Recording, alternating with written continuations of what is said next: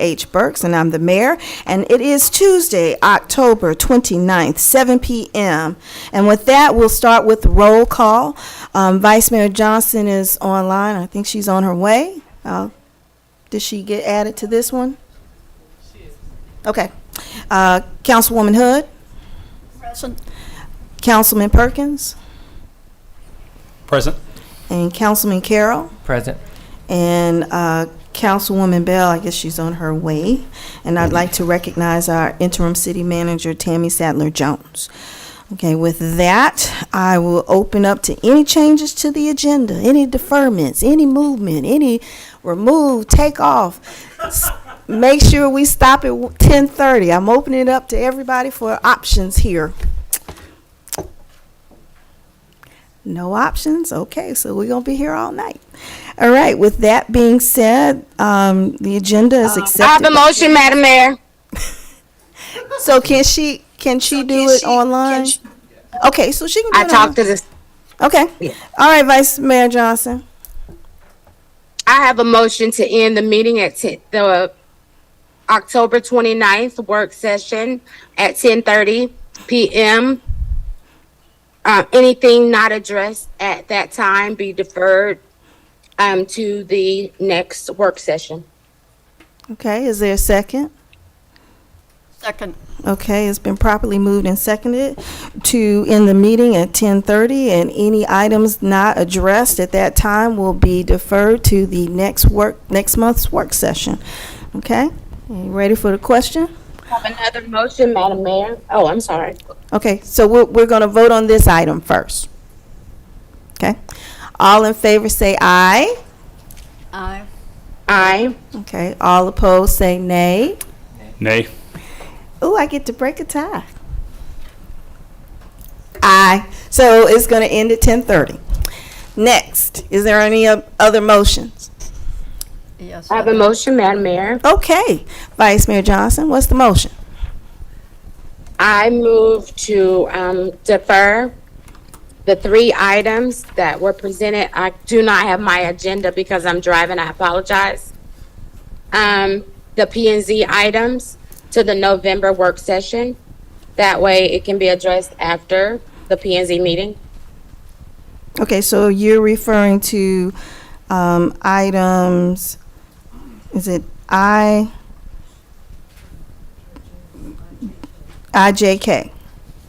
Okay, is there a second? A second. Okay, it has been properly moved and seconded to defer items IJK to the November work session. Is there any discussion? Yes. So I know there's been some debate on our email thread on matters of procedure.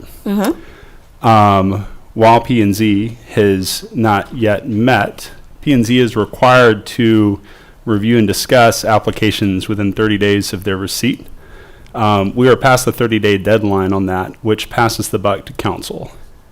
And so since the interest has been adhering to procedure, I think we should not defer these to the next work session and make sure that they actually get taken care of in a timely manner. We do have the information that was presented, will be presented to P&Z.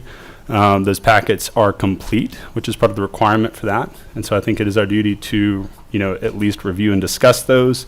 If we decide to vote to defer, we can do that. But as the applicants, have submitted their documentation in a timely manner, I think it's our duty to make sure that we follow our city ordinances, which is where these things are laid out. Okay, and I defer to council for our city attorney to address those particular items, because I understand that while they're now complete, at one point when they were having their regular scheduled meeting for P&Z, they weren't complete. Right. Thank you, Madam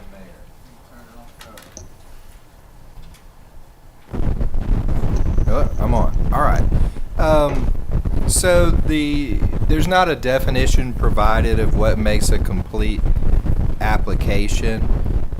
In this case, the issue was that there was not a posting of the city staff's report on the proposed text amendment to the city's website in time for the October regular meeting of the Planning and Zoning Board. So while someone could reasonably disagree, I interpret that to mean that the application was not complete on that day. So, looking at the zoning ordinance, and I anticipated this might come up, so I printed it out. Okay. Okay. So, I have section 205 of the zoning ordinance here, which is about the procedures for zoning amendments, and subsection B is about the Planning and Zoning Board. So I don't find a provision in here that states that they have to act on something within 30 days. I see section 205B3, which states that upon motion, the Planning and Zoning Board may defer any application which it deems to be incomplete. The fact, and then it talks about a community meeting that's not relevant, and then in the same section it says a complete application may be deferred on only one occasion. So I think the best way to construe that paragraph is that the Planning and Zoning Board can defer incomplete applications as many times as they come up but are still not complete. If an application is complete, they can defer it once. So if they can defer it once, then they must not have to make their decision within 30 days. Now, there is another relevant subsection here called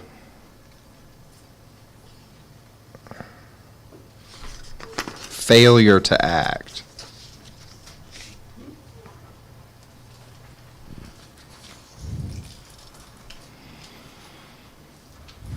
Failure to act by the Planning and Zoning Board shall not cause a delay in the process unless such failure is due to incomplete data or information in an application. Should the Planning and Zoning Board fail to act upon any complete application, it shall pass to the mayor and city council with a notation thereon that the Planning and Zoning Board has reviewed but failed to act upon the application. And then here's the 30-day reference.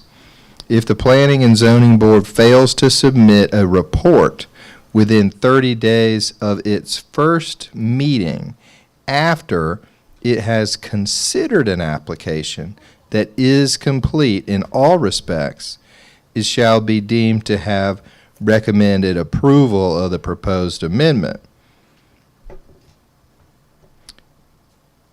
So,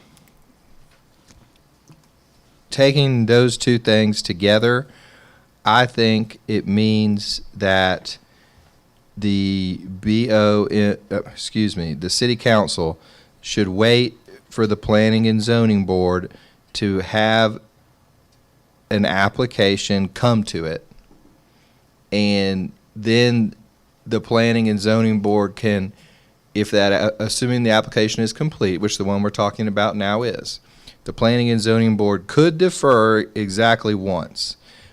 Because they haven't had their meeting yet, we don't know the outcome of that, but I don't believe that it would be appropriate for the city council to make a final decision on the zoning application without giving the Planning and Zoning Board a chance. Okay. That's my thought. And The other question I have is, it seems like the Planning and Zoning Board's required to not cancel a meeting if they haven't met in the last 60 days. by Yeah. their own bylaws. I saw their bylaws today, and that is accurate. So they're not allowed to cancel a meeting if they haven't met for 60 days in a row. According to their regular- own bylaws. A regular scheduled meeting. Well, the So- bylaws said any meeting as far as the sentence about canceling. But, yeah, I think that according to the rules they adopted for themselves, that they're not able to cancel a meeting if they haven't met within the prior 60 days. But I don't think that would, if it's the will of a majority of the council here tonight for this body to defer something, that wouldn't prevent that, in my opinion. Okay. All right. And I know Vice Mayor Johnson, you have your hand raised. The city attorney, basically cleared up what I wanted to say. Thank you. Okay, thank you. All right. Any other questions? Any other questions? I have another question. So, Mr. Quinn, you specifically noted this was applicable to the text amendment in terms of the completeness of the application. My understanding is the other two applications before us tonight are complete or were complete. Another piece to the bylaws of planning and zoning, section 15.3 notes that they are required to meet at least once per month, which seems to be in direct conflict with the bylaws that I also just became aware of today, which state they can cancel a meeting as long as they met within the last 60 days. That's in our city code, not in something that was set up by the board itself. So I guess two questions. Do you believe that these items, your recommendations apply to the applications that were already received and were complete, including the public meeting that was required, or the open house that's required? Or are you saying your recommendation is for all three of these? Okay, let me try to piece it apart. Anything that's in the city code would trump whatever is said in the Planning and Zoning Board's bylaws. Those are adopted by the Planning and Zoning Board for the Planning and Zoning Board.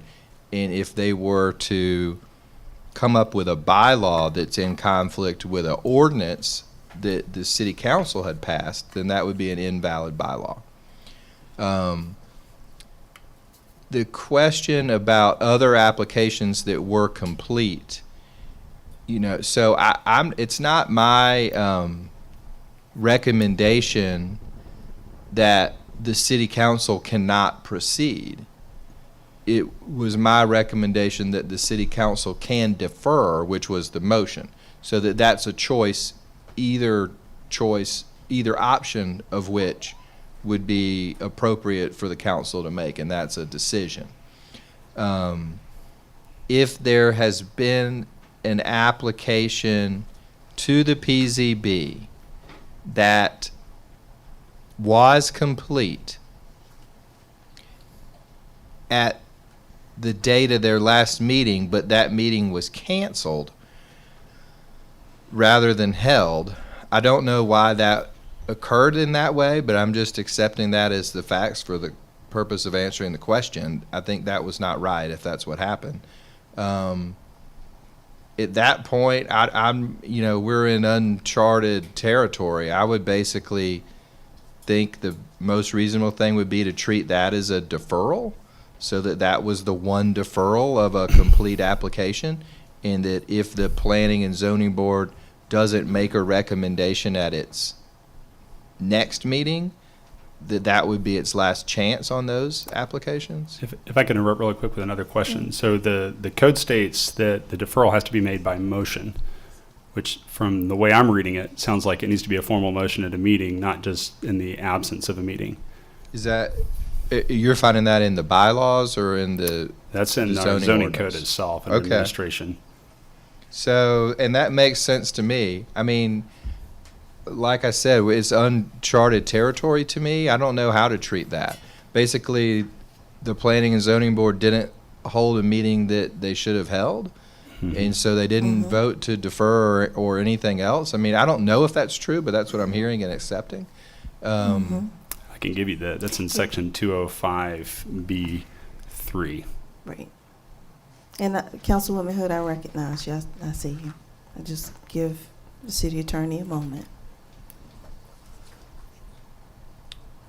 Let me get my glasses back on here. Upon motion, yes, it does say that, may defer any application which it deems to be incomplete. A complete application may be deferred on only one occasion.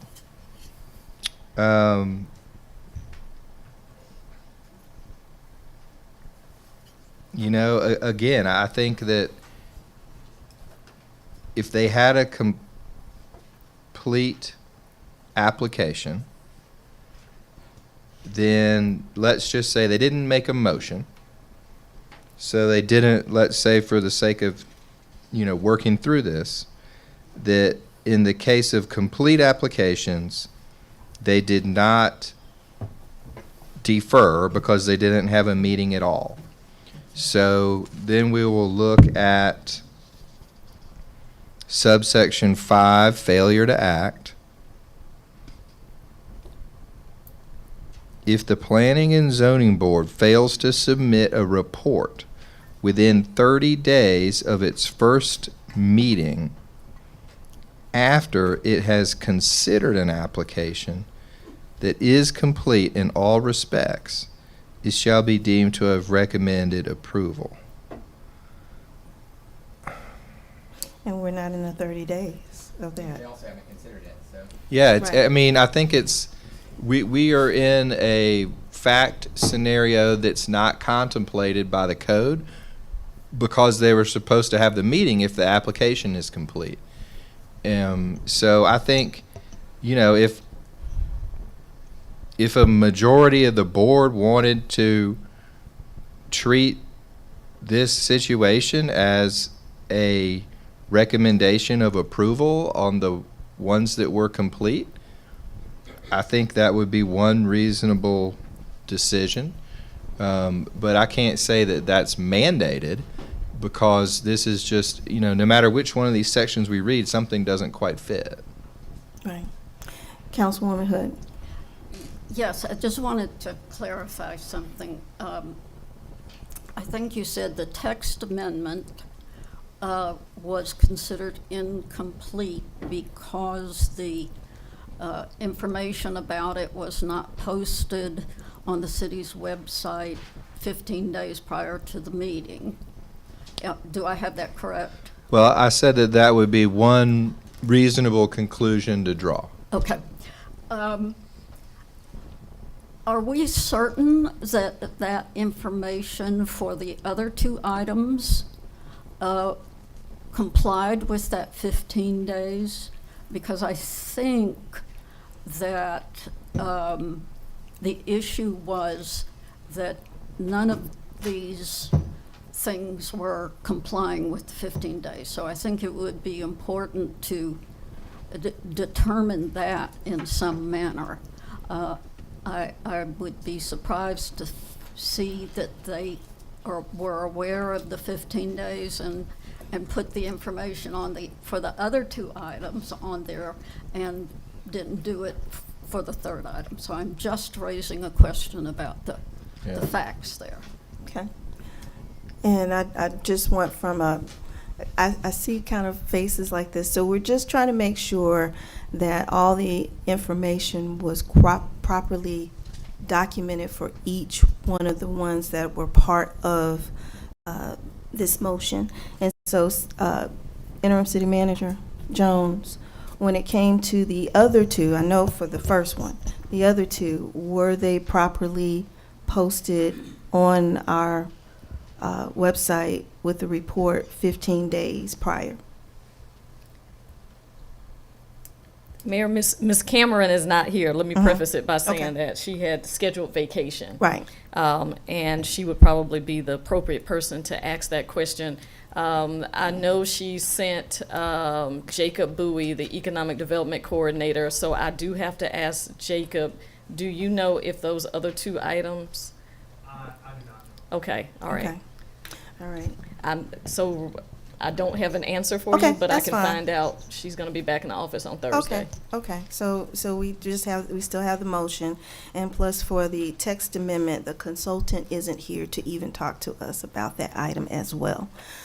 So with that being said, any further discussion? Ready for the question? All in favor of the motion to defer items I, J, and K to the November work session, say aye. Aye. All those opposed, say nay.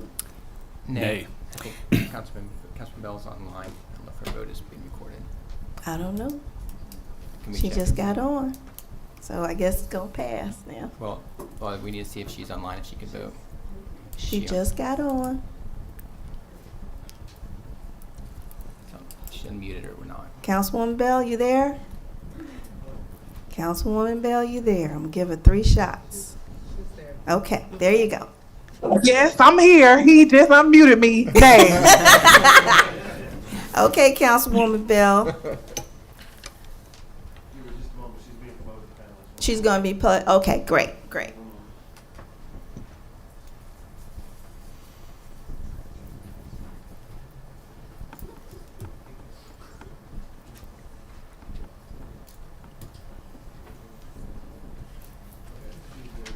Okay. All right, unmute yourself. Nay. Nay? Okay, so we're going to talk about these 3 items then. Guess I got my veto coming up. Okay, we will proceed with the following items in terms of the agenda. So we will end at 10:30. And then we'll have public comment. So item 3, which is any member of the public may address questions or comments to the city council referencing only agenda items after the mayor and council have had the opportunity to discuss the agenda item. Each attendee will be allowed 3 minutes for comments. And so when it comes to these, I want to make sure that we're okay with limiting our discussion to about 20 minutes. Is that fine for the council? Okay? All right, and we'll proceed now with the presentation and administrative business, which is 4A, a presentation from Decide Dekalb, DeKalb's Development Authority, to discuss using a portion of Affordable Housing Trust Funds for down payment assistance, and I think this is Councilwoman Hood.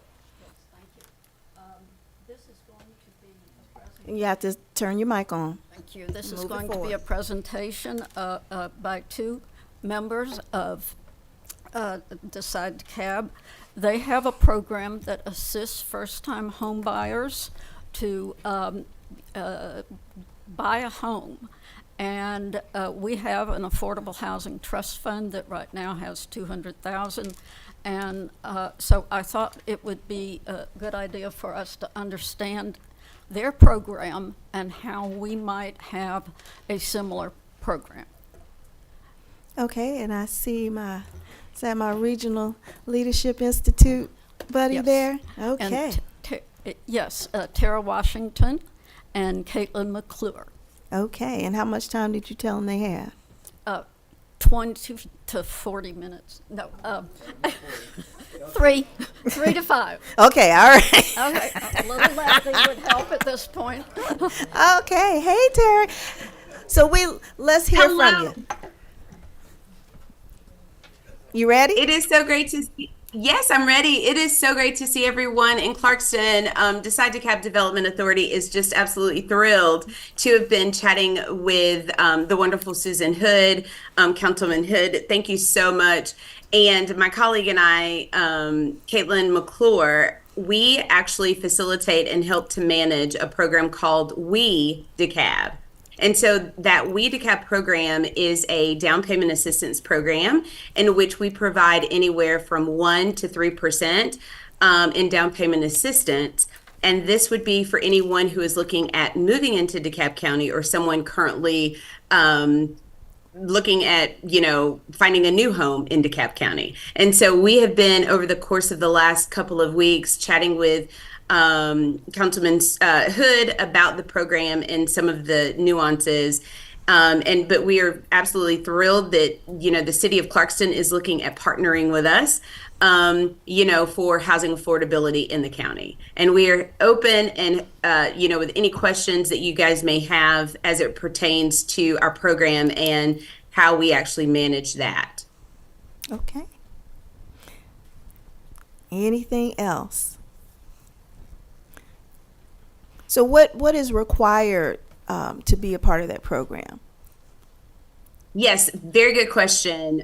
So the program actually is for those residents that are seeking down payment assistance. And so, Caitlin, if you'd like to chime in here with some of the specific requirements, but 149,000 is the income level that one has to meet.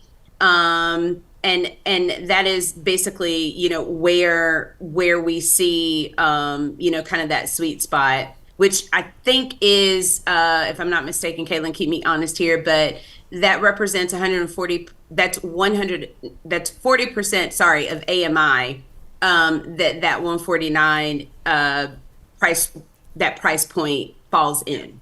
Yeah, definitely. For FHA, Freddie Mac, and VHA loans, that's the income limit.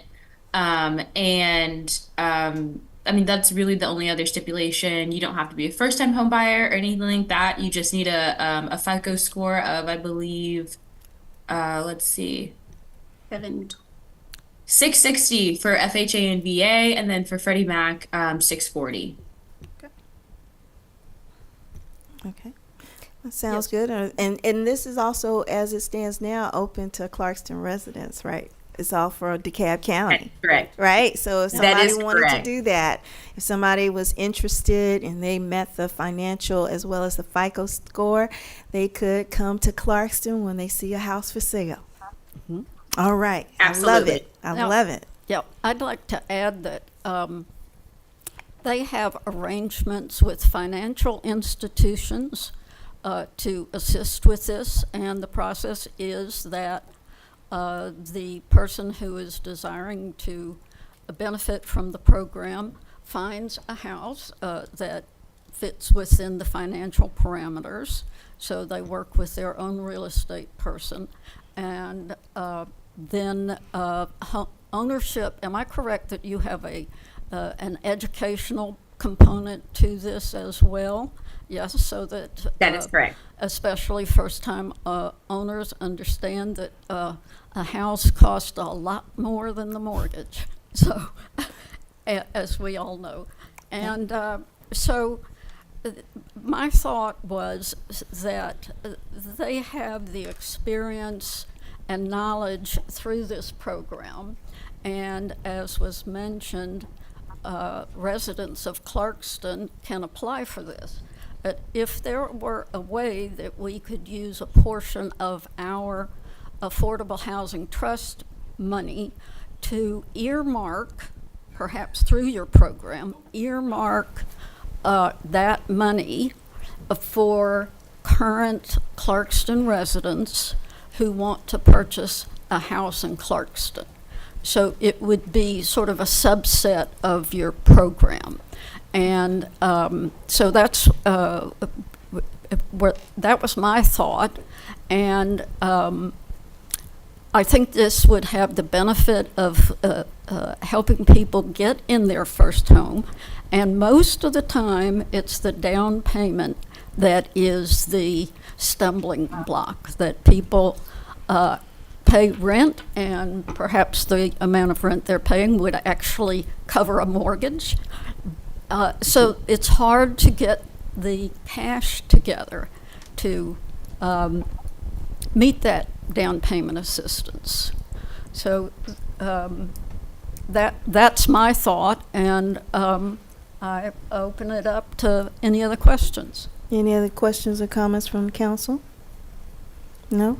I think this is great, and I think we're going to have additional meetings with the housing and infrastructure, and this will be an excellent opportunity, especially since we're going to need to define our own housing trusts and where we move with that and present it back to council. So again, thank you so much, ladies, for letting our city know that there's opportunities for them to be homeowners and to work with Decide Dekalb. And if they want additional information, where should they go? They can actually reach out to Caitlin and I. My email address is twashington@decidedecalb.com, and then Caitlin is kmcclure@decidedecalb.com. And I will tell you that we too at Decide Dekalb understand that everybody is working through housing affordability. And we have just recently, just so that you all are aware, we just recently hired a VP of redevelopment who will be specifically targeting housing affordability and housing opportunities within the county. And we would absolutely welcome, as she's getting up and running, we'd welcome, that connection and more collaboration and conversation around how we together can work to make sure that folks know that there is affordable homes in DeKalb, but also that we are assisting and trying to find ways to provide, down payment assistance. Okay, perfect. And we'll make sure that Jacob has your information as well from our team. So thank you, and thank you, ladies. Thank you. Okay. Thanks so much. Take care. All right, so that was more for presentation. Did we have anyone sign up for that one for comments? Or okay. With that, we'll move on to... Dean Moore has signed up to speak. You're good. Thank you, Dean. We'll move to 5A, which is old business, to discuss a resolution awarding a contract to the most responsive and responsible bidder, Southern Demolition, LLC, for the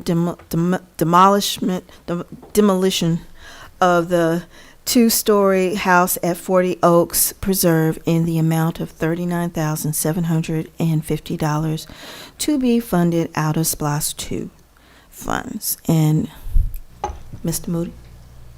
Good evening. We are here for the final time to ask for approval for the demolition of the house at 40 Oaks to Southern Demolition for $39,750. Okay, thank you. And I understand that Ashton was not able to be here tonight. Did we have anyone else who wanted to speak on this item? Okay. Dean Moore, who's on the Historic Preservation Committee.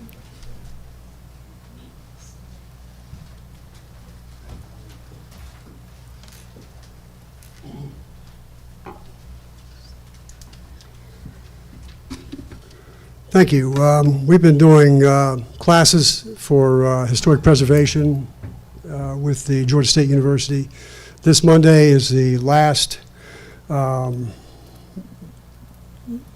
class in the actual house, and I'd like anyone from the city who has not been in there to see how structurally sound the main part of the building is, and perhaps we could explain to them what the main part of the building is and the historical nature of it. And I see that the budget for this coming year is actually putting money into that building or that property, and so I encourage the council to vote to keep it, along with the master plan for Parks and Rec. It would be better to have a full inventory than to tear it down to remove an asset from that study by demolishing it before its time. My thanks to Mr. Moody for coming out here so many times for this controversy, and I know it's probably a big part of his agenda to have this work, but once it's gone, it's gone. We can't get it back, and I would encourage you, if in another year or two there's for any reason that you decide that you do want to tear it down, I don't think the cost is going to be that much greater than what it is now, and we can invite Mr. Moody back to bid on this again. Thank you. If anybody has any questions, I'll be happy to answer them. Okay. And I see Ms. Williams. Mrs. Williams. Hi, good evening, Council. I'm Lisa Williams from Friends of 40 Oaks. So I just wanted to update you guys that we have been engaging the community and educating them about what's going on with the house and the nature preserve. And there's a lot of interest to see what could be done with the home. We've got some, we're doing a lot of research on fundraising efforts and grant funding and things like that I know the HPC is working on, and we're here to support them in that in any way we can. I agree with everything that HPC, Mr. Morris just said. I would like to see us put the house into the master parks plan so that we can actually finish exploring what we do have, what we can do, and what the overall parks plan will be before making a decision to tear down history. We just can't get it back. So let's not be too short-sighted. Let's put it in the whole plan with everything. Thank you. Okay, thank you. Do we have anyone else? And while we have the gentleman coming up, our attorney, can you just confirm, I know you had some review of the property and what we could and could not do on the property. Just as a reminder, can you let the council and everyone know? Sure. When the city acquired this property from DeKalb County, it was with the condition that it would be used as a park/green space, and that the county residents that are not city residents would have equal access to it. So basically what we can't do would be, to develop it. Okay, thank you. I wanted to make sure that was noted. And gentlemen, and they state your name and. Good evening. My name is Johnny Roberts, and I'm here to speak on about the 40 Oak situation. Like I said in the last meeting, I'm not trying to tell anybody about how to do their job, but it's just a bunch of conflict, and it hurts to see that history will be taken away. Once it's gone, you can't replace it. So I just wish everybody would take it in consideration again and come together and come on the same path, because a lot of people are talking about demolishing it. Let's tear it down. You haven't even stepped foot on the property to take it to come out tearing it down. So just go out and just, it's mind-boggling to a bunch of grown people. No disrespect to nobody. A bunch of grown people can't come together and be on the right path. It will hurt. It will really, really hurt to wipe away history, and then on down the line, you want to bring it up. Oh, I remember this and that. Let's just all come together as one and be on the right path. The only thing I keep hearing about is numbers, what it's going to cost, what it's going to cost. I am in no desired decision to make a big decision to let's just leave it alone. I know it's a lot of work to be did, but just please, please, please, people, take it in consideration, because history is more important. It's a lesson in school called history. You can't wipe away and take away history. Again, I'm not trying to tell nobody, about how to do their job. I know everybody has yada, yada, yada, but let's not take away history. I mean, Clarkston is a good place. A lot of people not even aware of the situation, so let's just take it in consideration and come together as one. The only thing I keep hearing about is numbers. Let's not take away history. Not trying to tell nobody about how to do their job. In the last meeting, the same situation. I just sit and listen to some disturbing, outrage. I mean, it's not fair to the public to go behind the back and make decision. Decision was made on the retreat years ago about getting rid of 40 Oaks. Some people not aware of it, some are. Let's not get rid of 40 Oaks. So please take it in consideration. Please, thank everybody for the support. Okay. Make the right decision. Thank you. Thank you. Anyone else want to speak? Okay. With that, did we have anyone online? No, okay. With that, we'll close out this item. I take it that this item will not be on consent. So this will not be on consent. And so when you hear us talk about consent, that means that We have deliberated during our work session, and there's no more discussion, and we're ready to approve whatever that particular item is, and it goes into a group where all at one time we agree on the items at one time. And if there's any opposition to that, then it's a part of our regular agenda where we can have additional conversations about that during the council meeting. So I want to make sure for people who are new and who are new to our work session that you understand some of the terminology that we're using here this evening. So for record's sake, 5A will be a regular agenda item. We'll move on to 6, which is new business, and starting with 6A is to discuss a resolution to appoint Attorney Julie Kert as Solicitor of the Municipal Court and approve a contract with Yeargan Kert LLC for Municipal Court Solicitors Services for a term of 1 year in the amount of $2,000 per month, $24,000 annually, to be funded out of the general fund effective 1/1/2025. And I will turn this over to our interim city manager. Thank you, Mayor. Good evening, everyone. This item is to discuss, as the mayor mentioned, the appointment of a solicitor for the City of Clarkston. We currently have a solicitor, but that individual's contract expires at the end of the year. We did go out for bid, and Julie Kert responded to our bid. And so, Mayor, she comes with experience as a solicitor in many other municipalities here in the metro area city. She is present, and so, Ms. Kert, it may be good for you to share your background. And also, our municipal court judge, Will, is here as well. And he's familiar with Ms. Kert based upon some, I guess, references you've gotten from your colleagues in the judges circle. So at this time, I'll let you go to the podium. And Mr. Moody, do you have anything else you want to share from a procurement standpoint?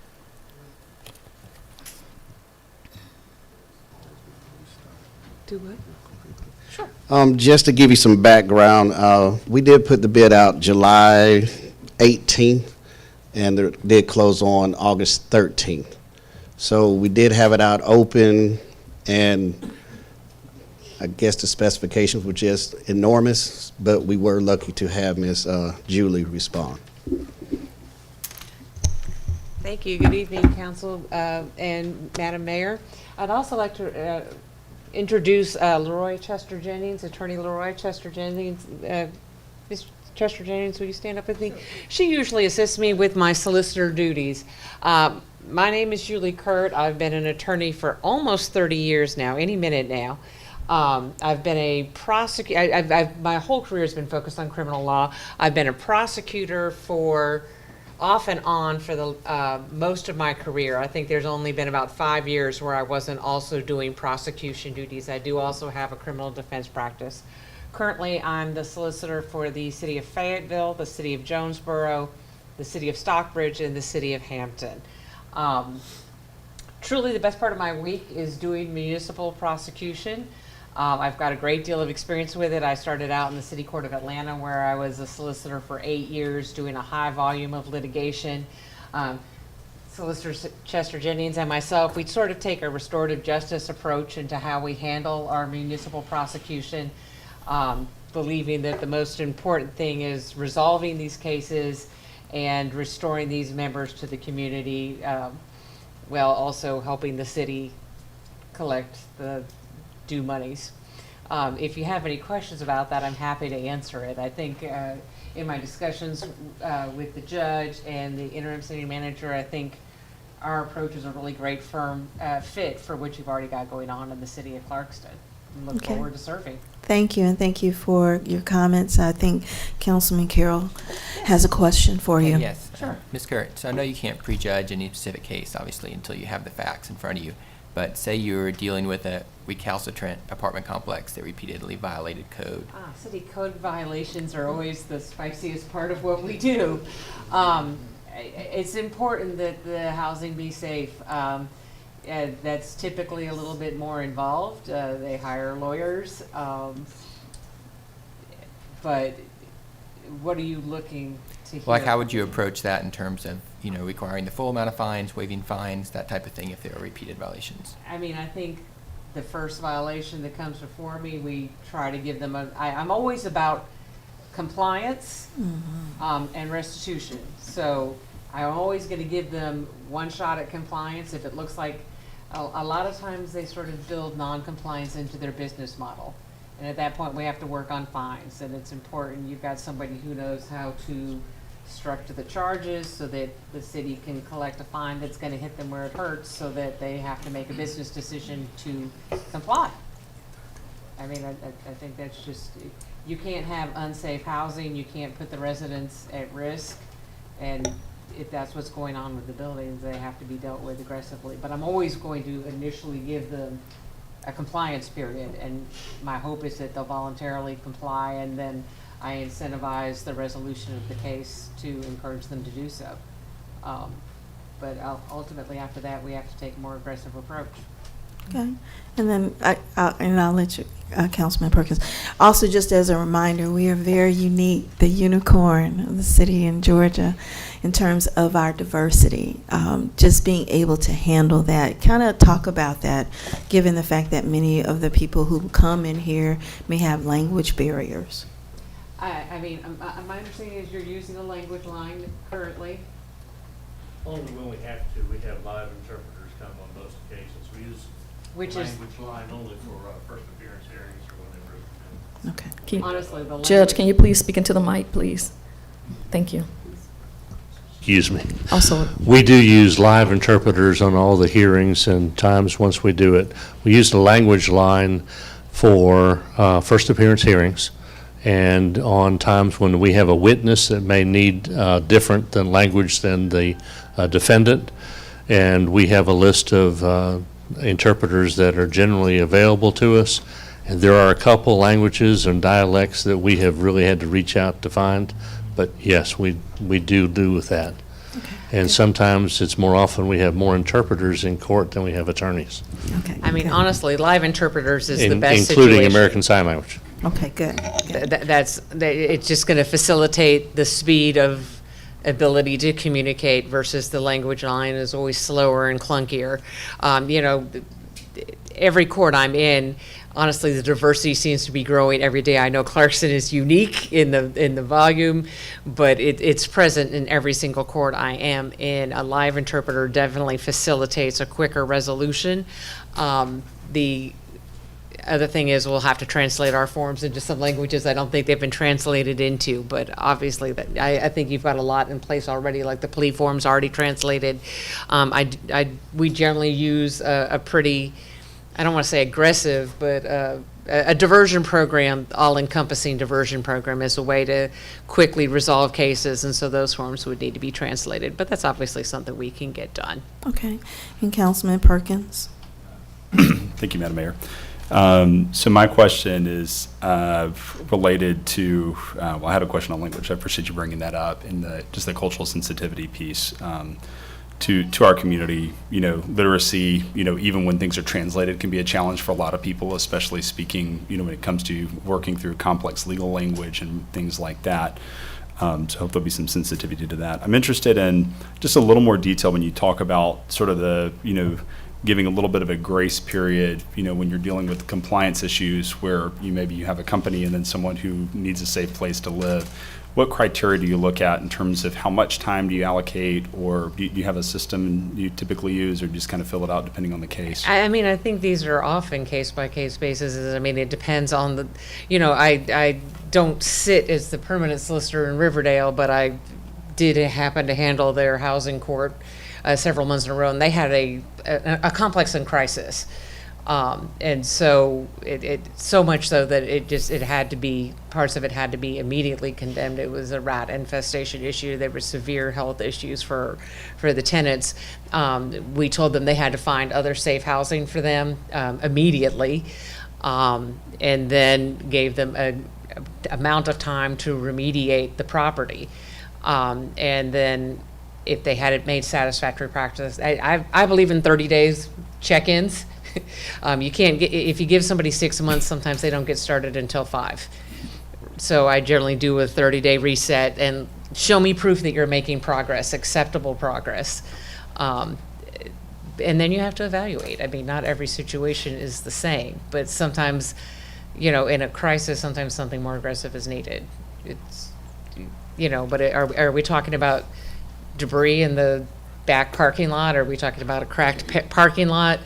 Or are we talking about a severe rat infestation where tenants are getting harmed by animals? I think it's different. Perfect. Thank you.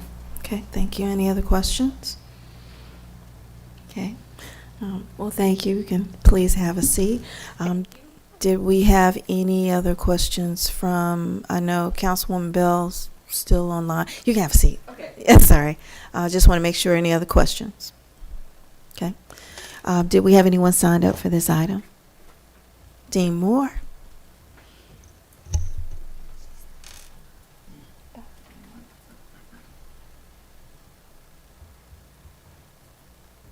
Dean Moore, Rayford Trail. Yeah, we currently have an emergency situation. I think we can all agree with rat infestation, pest infestation, and mold in several apartments and apartment complexes.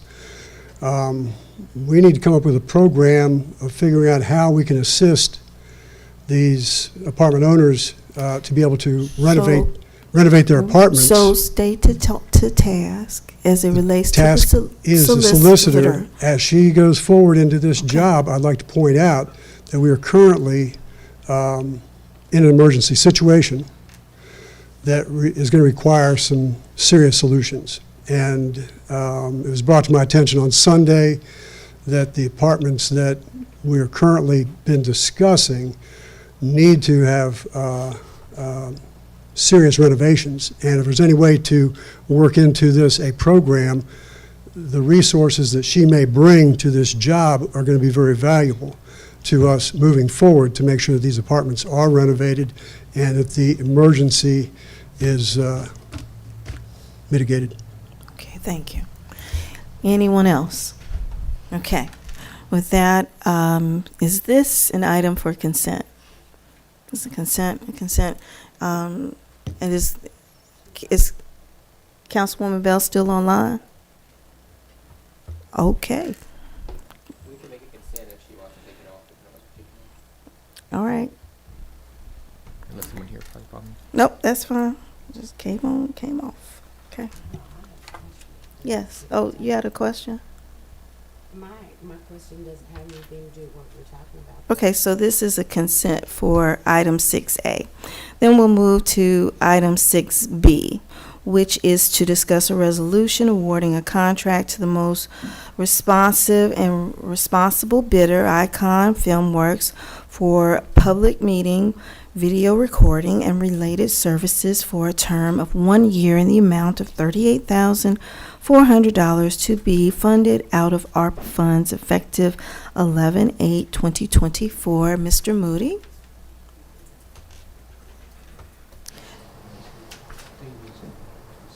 So you're good. And thank you, Judge. And thank you. You're good to go. Thank you so much. Okay, both of you, thank you. All right, so I'm back before you to look at awarding IKON Filmworks the contract to do AV services for the city at $38,400. Looks like the contract to start actually next week upon approval. Okay, thank you, Mr. Moody. Council, is there any more discussion as it relates to this particular item? This was an RFP related to, and we're gonna be very quiet. Okay, this was an RFP for AV services. They are a current provider now, and it was submitted. Again, how many applicants did you have? Mr. Moody? The first one, we had 2 respondents. I believe on this one, we had 10 respondents. 10 or 22? I thought it was. No, the pre-bid meeting, we had 22 people in-house. I believe it was 14 companies total represented out of that 22. Okay. But those were the numbers and the received. Okay, perfect. And Councilwoman Hood, you had questions? Yes, I understand that we have audiovisual equipment, and can you explain through this bid, did it include the use of the equipment that we have? If I'm not mistaken, what they will be providing service will be for engineering in this cost, because the city was going to purchase its own equipment and move this equipment to the new location. So IKON is here. So James, if you would like to come up and talk to let us kind of understand what it is from your perspective you're providing for the year.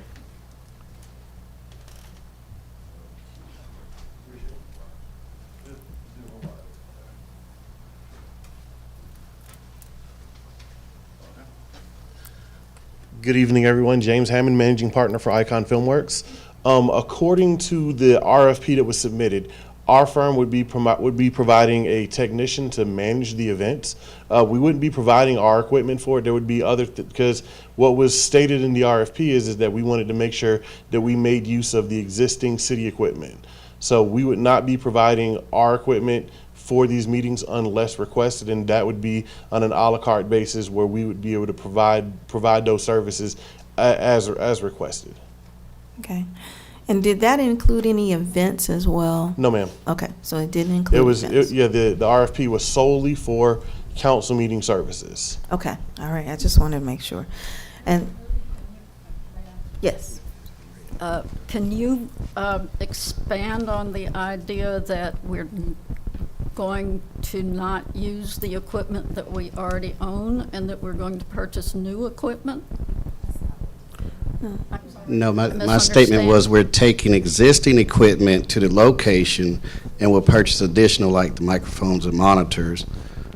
So we're taking it to the new site? Yes. Okay, so we're taking the equipment that we own to the new site, and then we're purchasing monitors instead of leasing them, is that what you're saying? I'll turn that to interim city manager. Yes, ma'am. So you see the video monitors, these are the ones that IKON Filmworks currently bring here, Right. and we are renting those. So we are recommending that we buy our own monitors, and then all they would do is do their equipment and work their magic to make sure that the quality of audiovisual services that you're receiving now is what we would receive going forward, if approved. Is that the reason this amount for a year is lower than what we're paying now? Yes. Okay. Any other questions from the council? Hearing none. Oh, Councilman Perkins?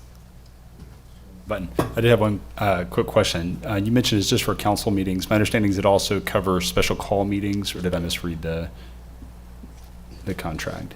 So special called and regular? Yeah, special call and regular, it's Just like not the parades and other Gotcha. pieces, But any time the anything- council meets, regardless of the situation. Yeah. Gotcha. So, okay. Okay, Thank good. you. All right, thank you. With that, do we have anyone from the public who would like to speak on this item? Okay, anyone online? No? Okay, all right. Is this consent, or do you want additional conversation about this at the next meeting, at the work session? Consent for me. Do you want as consent, or would you like this? The majority of council, if this is the desire. Okay, so all in favor of consent, raise your hand so we can. Okay, this is consent. We'll move on to 6C, which is to discuss approving the annual insurance premium payment to the Lexington Insurance in the amount of $41,756 for the city's leased office space located at 736 Park North Blvd to be funded out of the general fund. And Interim City Manager? Yes, ma'am, thank you. So I'm going to turn it over to Dr. Dwight Baker. He's going to explain this agenda item. Okay. Good evening, Mayor and Council. I'm here to provide you an update on insurance quotes as it relates to construction for our new building. The gist of the agenda item or the request is for us to obtain renter's insurance so that our contractors can begin construction in our new facility. And so, moving forward, we are requesting a premium amount of $41,750, and that would be for us to get the insurance needed for our contractors to move into the new facility. Okay. Are there any questions on this particular item, Vice Mayor Johnson? You did refer to the $41,756 as the premium. Is there a monthly obligation? Yes, we would divide that by 12 months, and that will be the monthly premium.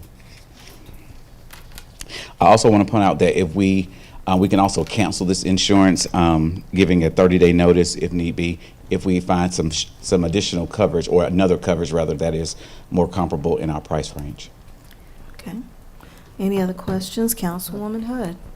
Yes. Did we have an estimated budget for this? And the city manager may need to answer that. Well, we did not have an estimated budget for this. We knew that we were going to have renter's insurance, but until we knew what the quote was going to be, then we didn't have an amount allocated already. But we were also thinking that we could go under our GERMA insurance, but they advised us that because we would be leasing the building, we could not go under that insurance coverage for this particular purpose. So the $41,000, did that come out of a contingency that we had for this project, or is it just an additional cost to the bottom line? That would be an additional cost to the bottom line, because again, we did not know what the cost was going to be at that time. Thank you. Okay. And I did want to note, Mayor and Council, you may see in your agenda item all the companies that were reached out to, and they declined because we are a municipality. Yes. So I would have thought that we would have been able to get insurance, but it looks like because we're a municipality, they say we're a liability. So we're very fortunate that we were able to find Lexington that would be willing to cover us. Okay. All right. Any questions from the council? Any additional? Do we have anyone signed up online or in person? Okay. No one signed. All right. Thank you, Mr. Thank you so Baker. much. And so with this item, is there any further deliberation on this item? Consent. Okay, consent. All right, this is another consent. So we will now proceed to discuss a resolution approving an agreement between the City of Clarkston and AT&T for internet and phone services in the amount of $46,740 annually, plus a one-time fee of $5,152 to be funded out of ARPA funds for 1 year and general fund for 4 years, effective on or before 11/18/2024. It had Mr. Defnall, but I see Ms. Dixon standing up, so take it away. Good evening, Mayor and Council. Keisha Dixon with the Interim City Manager's Office. Working with Mr. Defnall and the department heads, we solicited quotes from 3 different companies for service for all of our locations, which includes the Public Works Building, the Annex, Milan Park, and the Woman's Club. What we came up with is AT&T would be the provider. We identified the number of offices that would need desk phones and accounted for the growth in staff as we were getting internet services. I'll give a very high-level overview, but we also have Mr. Peter Rabati from AT&T on the phone to answer any technical questions. As mentioned, all 4 locations will be connected with 736 Park North being the main location. What will happen is if there's an outage, each building will have the capability to offload internet independently, ensuring redundancy across the sites. We'll also get equipment, and he'll explain more about the equipment, that's their area, but it will provide for a better ticketing process with the equipment that we're getting. We do get promotional credits. This order actually qualifies to receive a $1,000 credit by the 3rd month, totaling $6,000, which will be credited on our internet invoice. And then the installation of the fat pipe on-site installation and the configuration fee valued at $5,000 will be waived. Office at Hand is the phone system, so it's cloud-based. We are going to have, if I recall, 19 desk phones, but they'll be cloud-based. And we work with the department heads to identify who could work off of cell phones and where we needed actual phones for somebody to physically pick one up. And this also included conference rooms at the new location. We'll receive a $70 credit per phone, and it'll be applied during the 3rd to 5th billing cycle, which will total $1,330. And we also made a special provision for Milam Park, and it is because we have the pool there. We want to have a hard line, so that location will not be cloud-based, because in the event of an emergency, if the internet is out, we need someone to be able to reach 911 without going through the internet and without us trying to figure out how can we get a cell phone for us to call 911. So that is the special provision that we made, and that will actually be a landline. And it'll have a built-in battery backup for power. Okay. All right. Did we have any questions on this particular item? Vice Mayor? Okay, you mentioned there's going to be 19 stationary phones. Yes, ma'am. And that is still going to work in conjunction with every employee in the city having a cell phone? Yes, ma'am. Much like it is now, because I don't have a landline now. I have an actual city phone. Yes, ma'am. So that's, I'm just trying to see where these 19 phones are going to be if everybody in the city has a cell phone. So there are 19 positions that we identified, and I can actually send you the list if you'd like it. But working with the department heads, we identified the night. So like the front desk where Ms. June sits, there'll need to be a phone. PD needs a landline, court needs a landline, the conference rooms need landlines. So we identified based on departments where a landline would be needed. But it'll be cloud-based, remember that. Okay, thank you. Any other questions? No? Yes, Councilman Perkins. So just to make sure I understand, are the cell phones that are assigned to staff also included in this plan, or is that additional? No, that's additional. So the cell phones that we have now will remain. And so we have landlines now with the city that are actually hardwired lines. We'll get rid of those altogether. Okay. When you say cloud-based? Mr. Rabati can answer that. Okay. Okay. Yep. Sir? Good evening, Council, Mayor Burks, in the City of Clarkston. How are you guys tonight? Good. Want to make sure you can hear me? Yes. Okay, great.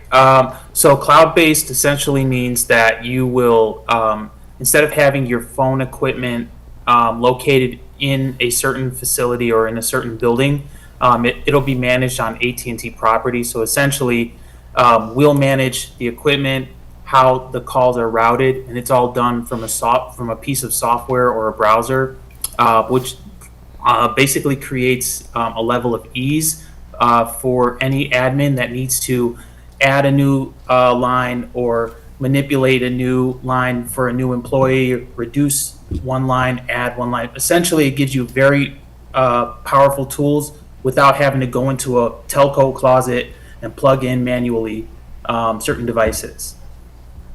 So just to clarify, this is just voice over IP? Is it basically what you're talking about? Just connects to the internet? Okay, gotcha. Thank you. Just wanted to clarify. Okay. Any other questions? Councilwoman Hood.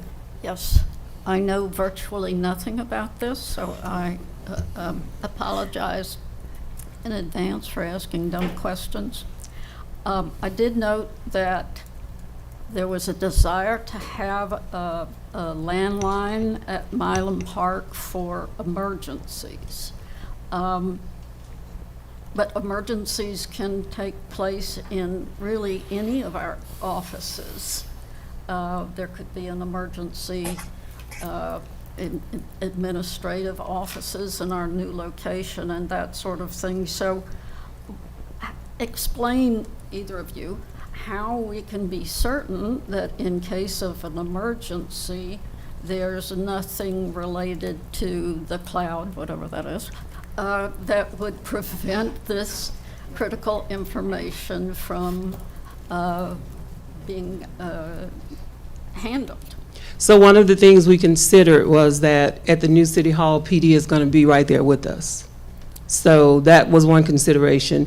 Additionally, with giving the landline to Milam Park, it was strictly about the fact that there's a pool over there, and we want to make sure that if someone needs to get someone, they can.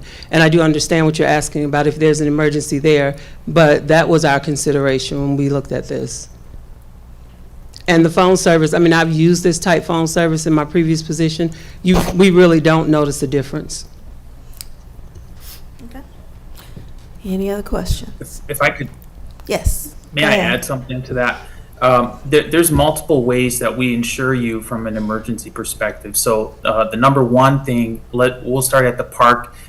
The way that phone will be designed is that it'll have two methods for connectivity. So in the event that, let's say, there's a major outage in the city, let's say maybe a telephone pole goes down due to an accident, the equipment that will be located at the pool will then have the ability to flip over to cellular and then back to its primary fiber connection, ensuring that you have connectivity all the way through. In the event of a power outage, the equipment, it has a built-in battery, so it allows for communication even if the facility is down from a power perspective.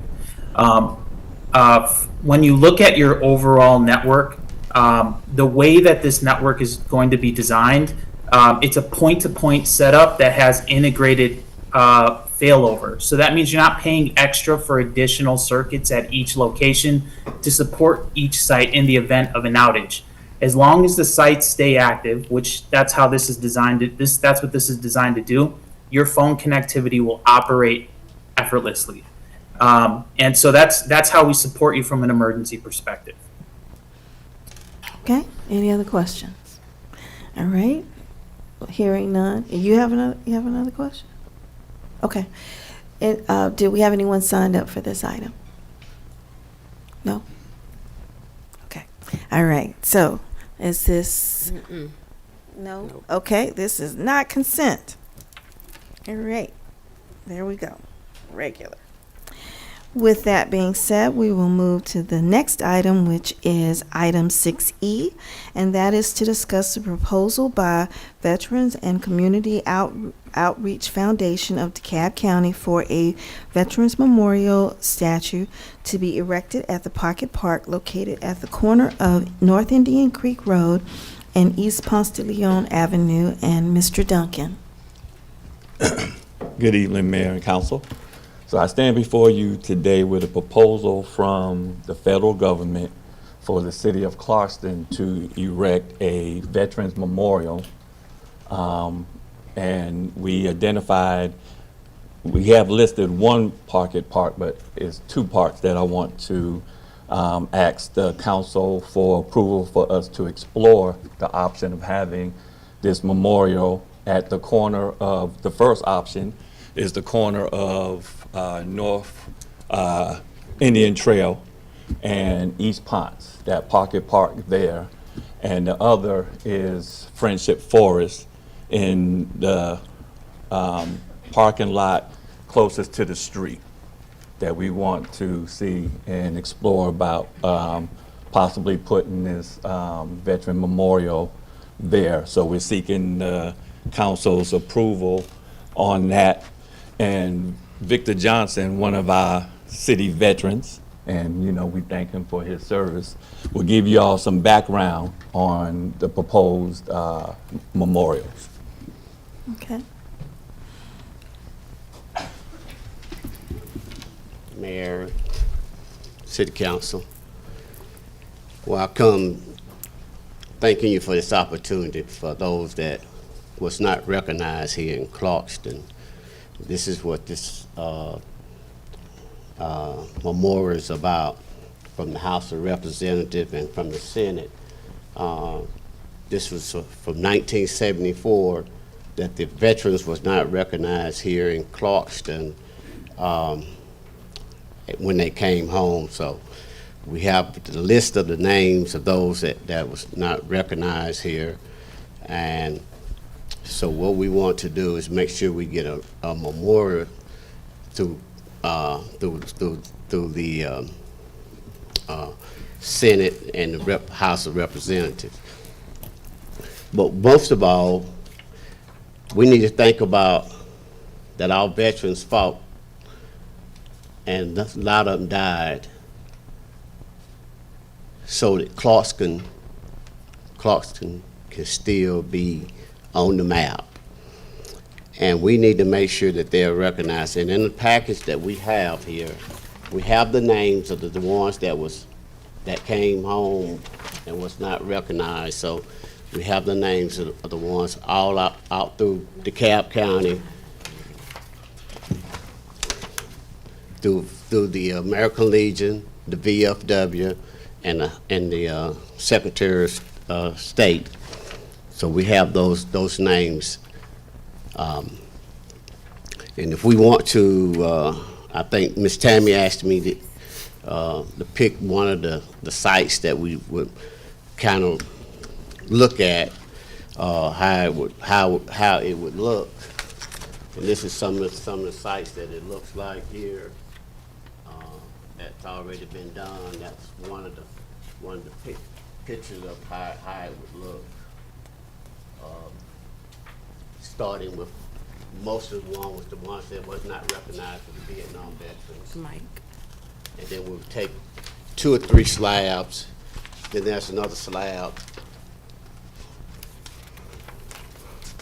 We requested that we do slabs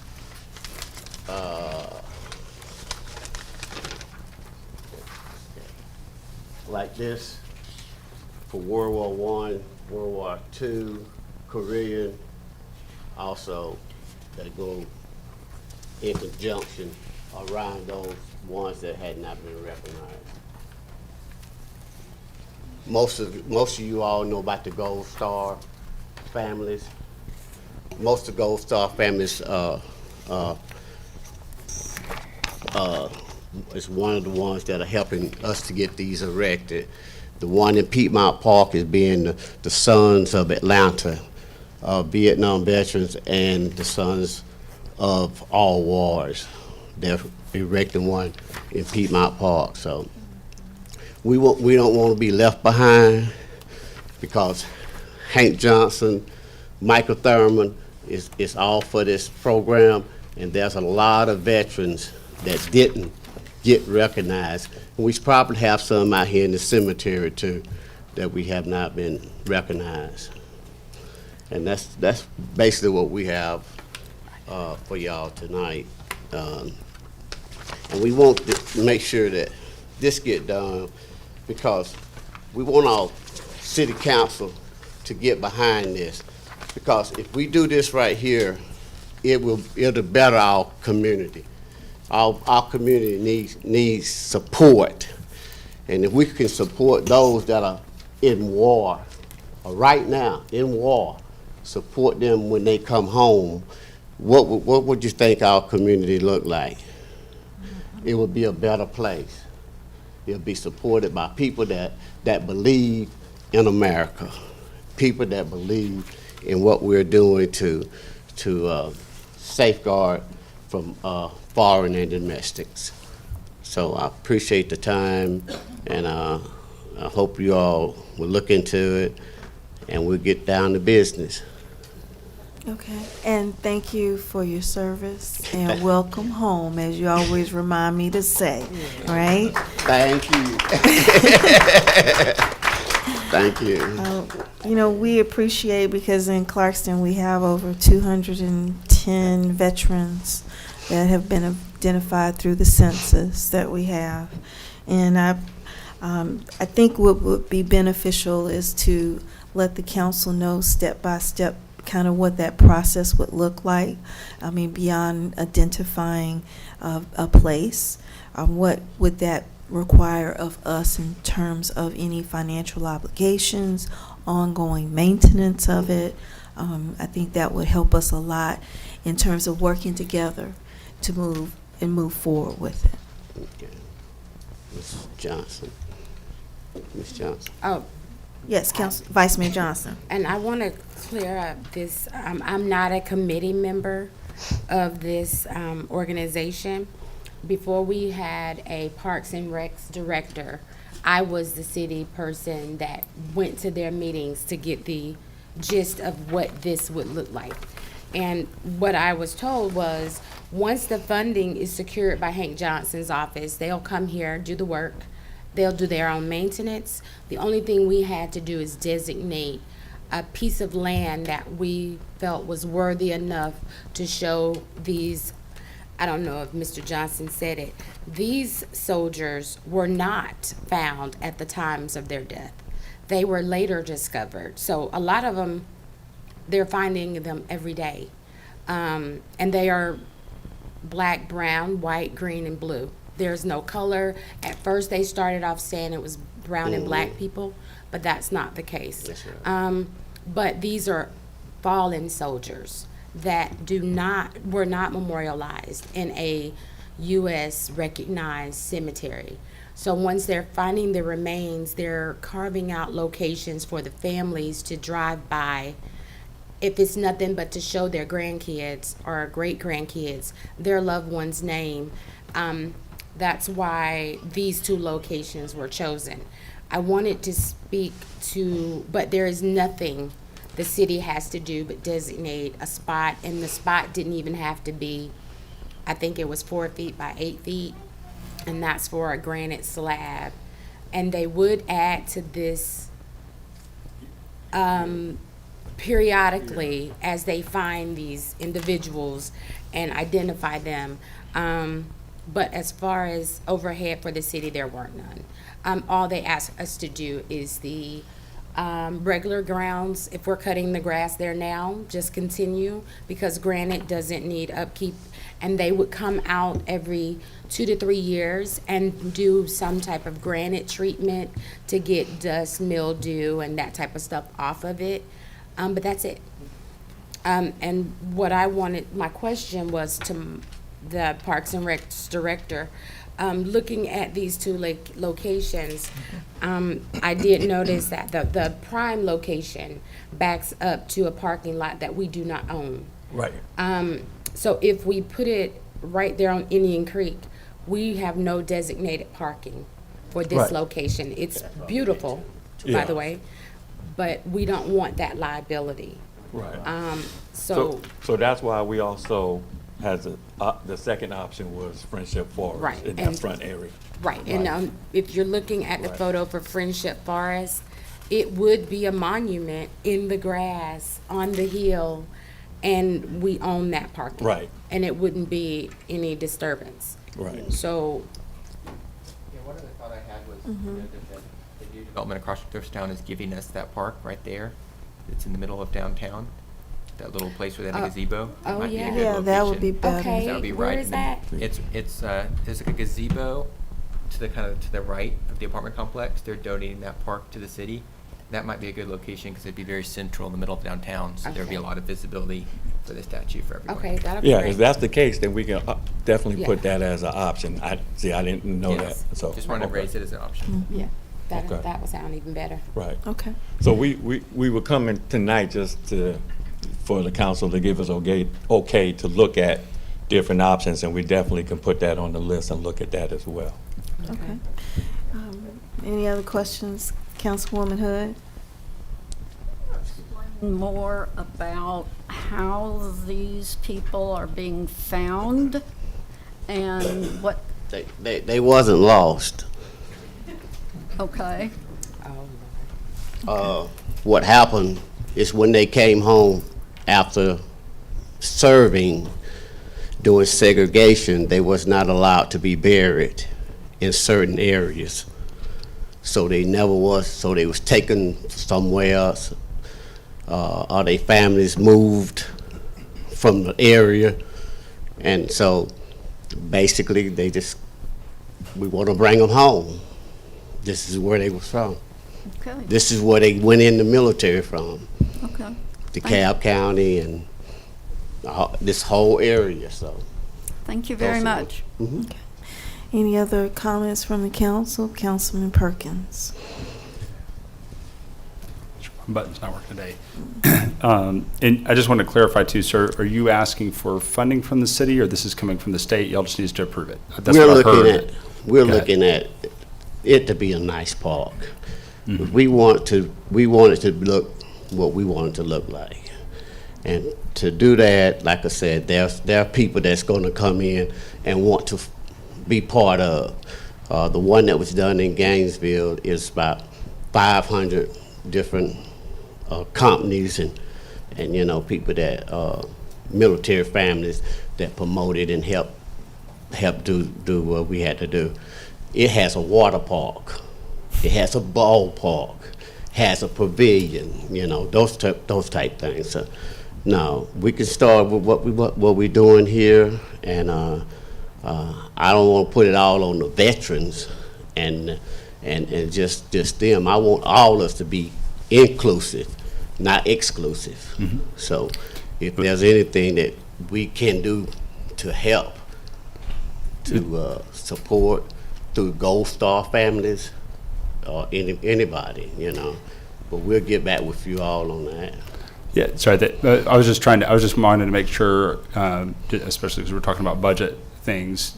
Is the funding coming from the federal government and you just need our approval? Yeah. Okay. I was just a little confused on that. Yeah. Okay, gotcha. Mm. Do you need any matching funding from the city on that, or just funding from for what you're proposing? We just presenting tonight. Mm-hmm. So we'll go in depth on what we need and how we go about it. Okay. Mr. Duncan, So, from my understanding, the funding is coming from the federal government. So Okay. we were providing the location. Gotcha. Okay. That's I just heard two different. All right. What sounded like two different things. And I appreciate Yep. the clarification there. All right, thank you for the clarity. Any other comments from the council? Any comments from the public online? Okay, no other comments for this. Okay, so this was more presentation to move forward with looking at various locations. Okay, We just want to make sure we have the permission from the council to look at city property to possibly have this memorial. okay, and then you're gonna come back with additional back, yes. information Yes. after you peruse the city properties that may work. Correct. Okay, okay. Anything else from the council on this? All right, thank you. So we will move on to item, now this one is just more from an agenda perspective. We're just gonna make sure that we keep this in terms of it's not so much a consent, it's more so, okay, I just want to make sure. We'll move on to 6F, which is to discuss an alcohol beverage late night sales application for consumption on premises for Ponce Sports Lounge located at 3924 East Ponce de Leon Avenue, Clarkston, Georgia, 30021. And this is Ms. Mitchell. On October 1st, the City Council approved an ordinance amending Chapter 3 of the Code regarding alcohol beverages to allow late-night sales for consumption on premises subject to certain conditions. The City Clerk's office received and reviewed an alcohol beverage late-night sales application from the owner of Ponce Sports Lounge for late-night sales alcohol consumption on premises. The location to be considered is 3924 East Ponce de Leon Avenue. The Clarkston Police Department met with the owner, Mr. Jimmy, at Ponce Sports Lounge on October 22nd to assess the noise level from the exterior of the business. Mr. Jimmy agreed to monitor the volume closely and keep the music at level 3, which appeared to be reasonable and not a nuisance when tested from outside, including the parking lot. The city clerk has determined that all terms and conditions have been met pertaining to the ordinance. Per the ordinance, late night sales permits may be granted by the city council if the city council finds that the late night sales at the subject location would not have an undue negative impact on the health, morals of general welfare of the residents of the city. The application is present for questions. Okay. And council, did you have any questions on this item? Yes, Councilwoman Hood. Yes. What is level 3 relative to the noise? And we'll have our Assistant Chief, Todd, come up. Good evening, Council, Madam Mayor. We, myself and Lieutenant Trumbull went to the location, and that is just a volume knob that he's just have level 3 gauged on side of the receiver just that he stated he's gonna maintain that level of volume. And so myself and Lieutenant Trumbull, he was on the exterior, I was on the interior, and it was a reasonable sound for us that it did not appear to be a nuisance and will not be a nuisance if he maintained it on level 3. So this is equipment that he has, and correct me if I'm wrong, this is equipment that he has, and y'all tested his equipment at level 3. Correct. And that was deemed to be not a problem, and that was checked from inside and outside. Yes, ma'am. Thank you. Okay. Any other questions on this item? Okay. Is there any comments from the public? Anyone signed up? And I see Debbie Gaffman coming to the mic. Thank you.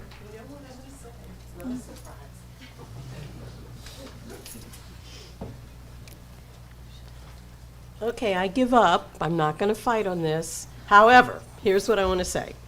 I would like to know who in the city is going to be responsible to go by there at 4 o'clock at least 3 or 4 times in a month to see that it's closed. And if nobody is responsible for that, which was the problem in the city of Atlanta when they tried late night, they gave it up because nobody wanted to be up and go over there at 4, and go and check. So, because we're concerned about the morals and the safety of our citizens, I want to know who would be that person. Would it be, what's her name, Shanitha, the code enforcement officer? Who is it that at 4 o'clock, once or twice a month, will come by to be sure it's closed? Okay. And will that be the police? Who will it be? I just want to know. All right. And the answer is literally behind you. As you know, I feel strongly about this. I will be there at 4 o'clock once in a while and see if it's closed. So to answer your question, we open 24 hours a day, and so officers be on patrol that will be actually going by and monitoring while they're on routine patrol throughout the evening, in the morning. Okay, and we got double trouble because here comes Chief Hudson.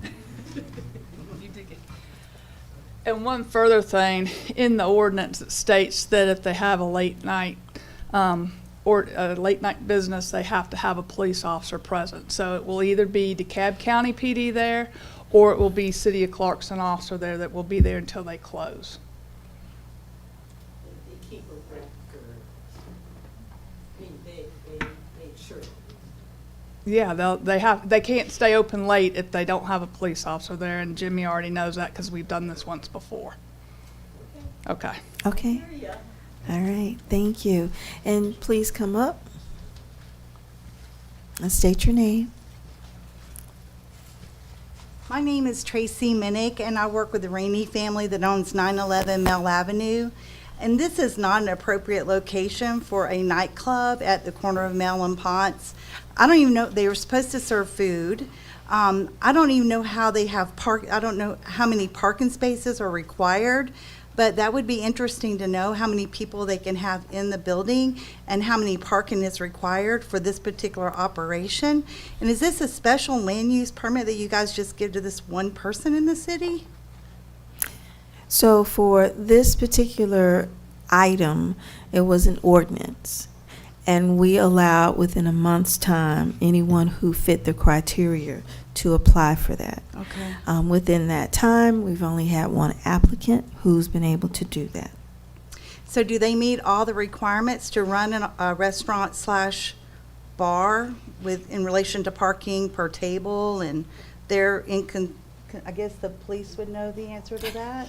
Is there requirements in the city of Clarkston? So to your point, for tonight's discussion, it is specifically related to the alcohol license, which they've applied to. Okay. The other pieces that you brought up are very valid questions, Okay. which I would recommend that you follow up in terms if you wanted additional information with the city manager in Okay. terms of that. Thank you. Okay, thank you. Anything else? Anyone else? Mr. Tim?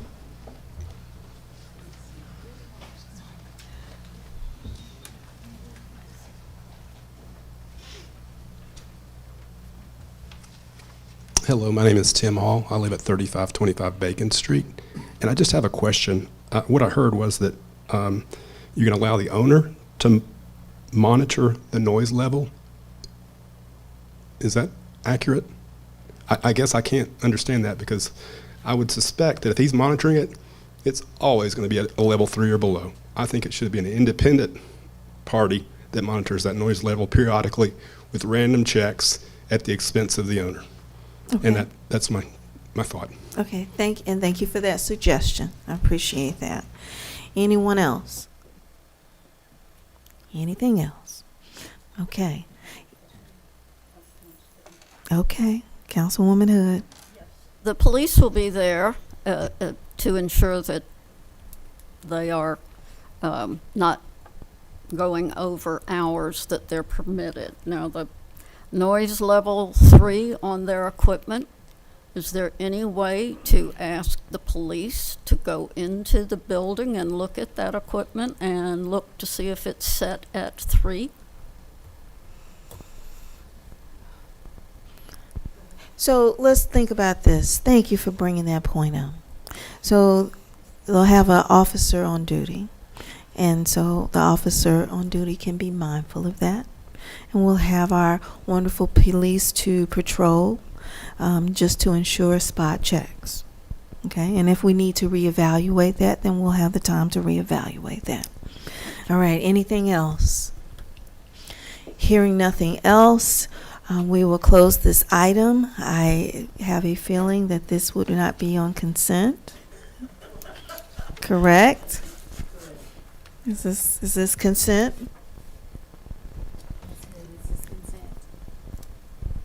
And I was right. Okay, so this will be a regular agenda item, which allows us to now move on to item G, which is to discuss professional engineering services for the development of design, construction, plans, and permitting for the SPLOST II bond-funded Norman Road Dam Reconstruction Project, and that's Mr. Kaiser. Good evening, Madam Mayor, Council. So I'm here to talk about one of our projects that we have talked about for at least a decade. Hurricane Helene did some damage to the dam. So the day after, actually the day of and the day after, I visited the site, which I have done for the past 10 years, after a major rainfall event. Of course, this one was a little bit different. And so I did a report of findings, 14, 15-page document with pictures and recommendations, which we'll cover at the next work session topic here in a few minutes. So my recommendation is that it's time to move forward with development of design plans and construction plans for phase 1 of the project, which is design and construction plan development, and then allow us over the next year to look for grant opportunities, federal, state, whatever it may be, DeKalb County potentially, to assist us with partnerships for construction of the improvements. We can talk about options that are available for construction when we get to that point next year, and there's a couple that I've recommended over the years. But tonight, it is for us for you to decide whether we move forward with design plan development. And so that's the first item. The second item is moving forward with advertising for engineering services, and then moving forward also during the selection process, which is a procurement approach of qualifications-based selection. So you do not select the low bidder for design services. And the reason, and a lot of agencies select low bidder. There's not necessarily anything wrong with that, provided that there's no federal or state monies associated with that project. So there's a lot of different ways, but when you're pursuing potential federal and state monies, it's always safe to be sure that you follow the qualification-based selection process. So that would be my recommendation, to allow us to use SPLOST II bonded funds, which we identified in the budget, to begin a design plan development. All right, any questions for the council? as it relates to it, and I know that Mr. Winfrey has also been monitoring that for us a lot to let us know, and he took photos and everything for it. Anything else? Because we already have the funding allocated for it, for this. Councilwoman Hood? I just want to say thank you for monitoring this. It's very important, and I appreciate your diligence about this. Welcome. Okay. With that, do we have any comments online or from the community? Okay. And so, council, it's your pleasure for us to start this work. Is it? Yes? Okay. Okay. All right. So, go forth and. Yes, this will be consent. I will prepare the specs and scope and provide it to Will, and Will will advertise. Okay. And hopefully, this is October, November, December. Depends on when your work session is in December. We might be able to get it on the agenda for December, but we'll find out. Will and I will talk about it, see how we can do that. Okay. Yeah, that's right. Right. And then for item H? So unfortunately, Hurricane Helene did damage. And the report that I prepared is attached. How do I say this? So because we have monitored that dam over the last decade, I have personally observed continued distress over time. And what happened during Hurricane Helene was that it accelerated the structural failure potential of that dam. I wouldn't say it's ready to fail, but it has increased the potential. The retaining wall that's on the downstream side of the spillway, 2 sections have collapsed. The downstream embankment slope, which I'll go into technical details, but the downstream slope has sloughed. Another word is slided. So what happens is when the soils are poor soils and at a very steep slope, heavy rainfall, whether it's overtopping the dam or just heavy rainfall, will result in those soils to collapse. And that is exactly what has happened with the pictures. On the upstream side, there are depressions on the upstream side of the dam. The fence has moved about 3 or 4 feet to the east. The roadway, where we patched it back in 2016-17, just so it wasn't a rough ride, those areas are beginning to show settlement again, and that's a direct result of that embankment slope sliding, the soils failing within 3 feet of the roadway. So Marcus covered that slope. I recommend that he covered it so that no additional rainfall would cause additional collapsing. So there's a whole slew of problems. I would ask that council allow us to go out to bid to do some, I hate to use the word temporary. I don't want to provide the A product on something that we know is going to be thrown out in 2 years, 3 years. Enough to where it'll get us over the hump with some temporary repairs. And that's what I'm recommending, that I'll prepare the scope, give it to Will, and allow us to do some temporary work that will hold up over the next couple of years. And the estimate of construction costs is about $125,000 to do that. And again, I believe this is it should be SPLOST II funded. Right. Okay, are there any questions on this item? No? Considering the dollar amount, I don't want to do this as a consent. As most of the time when I look at my city attorney, he'll say, Yes. don't do that as consent. Right. So we won't have this as a consent item, but we'll more than definitely, if the council has no objections, to proceed with this one. Councilman Perkins, did you have a question? I think so. I'm just looking back to the agenda packet to make sure. So if anyone else has a question real quick, I just want to make sure. I Sure. agree the RFP itself would not be consent, but preparing the RFP. Right. It seems like preparing the RFP could be consent because we're not actually approving the expenditure of funds yet. We're just getting the RFP. It's an RFP, it's the Okay. invitation to It's bid. the RFP? Okay. Invitation So to I bid. don't have a problem with putting the RFP itself consent. I would agree that the final project. Oh, final project. Right. Okay, would that's not be fine. consent. Okay, so we're okay with consent? Okay. We're good. Yes. Okay, All right, so consent. Okay. All right.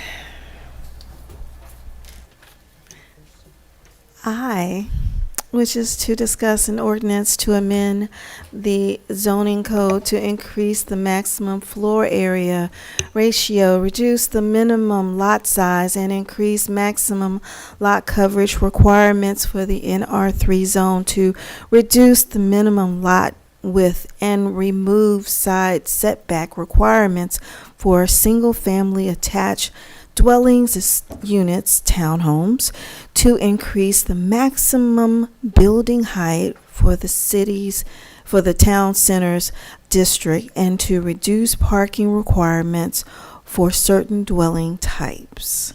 And that is the item I. Yes, ma'am. It's for Stephen. Mr. Quinn, I made a motion over the phone before I got here, and we voted on it, and Councilwoman Bell logged on and voted on it as well and hung up the phone. And she's not at this meeting right now. So she basically called in to break that tie, but she's not on the call. Hasn't been on the call. Am I correct, City Clerk? Okay, thank you. And I just need to know legally or policy-wise, what does that mean for us if we're doing it that way and not actually attending the meeting? So I think that a member of the community and or a member of the council could reasonably object to that pattern. I shouldn't say pattern, that only happened once, but to that event. Robert's Rules of Order recognizes that members of the body may come and go during the meeting. And so basically when they are present, then they can vote. When they're not, they can't. So the fact that someone would leave after voting does not invalidate their prior vote. Okay. It's kind of the bottom line on that. Where it really becomes important is with a quorum, if the person leaving loses the quorum for the body, but that's not the case tonight. I just wanted to make sure. Thank you. Okay, thank you. Just as a matter of fact, I know Jacob is here, so just for clarity's sake, the director is not here today. The consultant is not here today. So you are pretty much here to take notes. Am I correct? And not to say anything negative towards you, because you come on, you got put in this position, right? Thank you, so Madam Mayor. thank you. Ms. Lisa just wanted me to come forth and just say that the items that are HJ, I think IJK. I, J, and K. Thank you.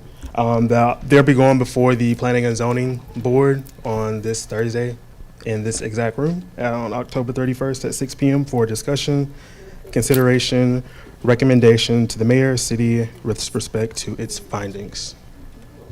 Okay. So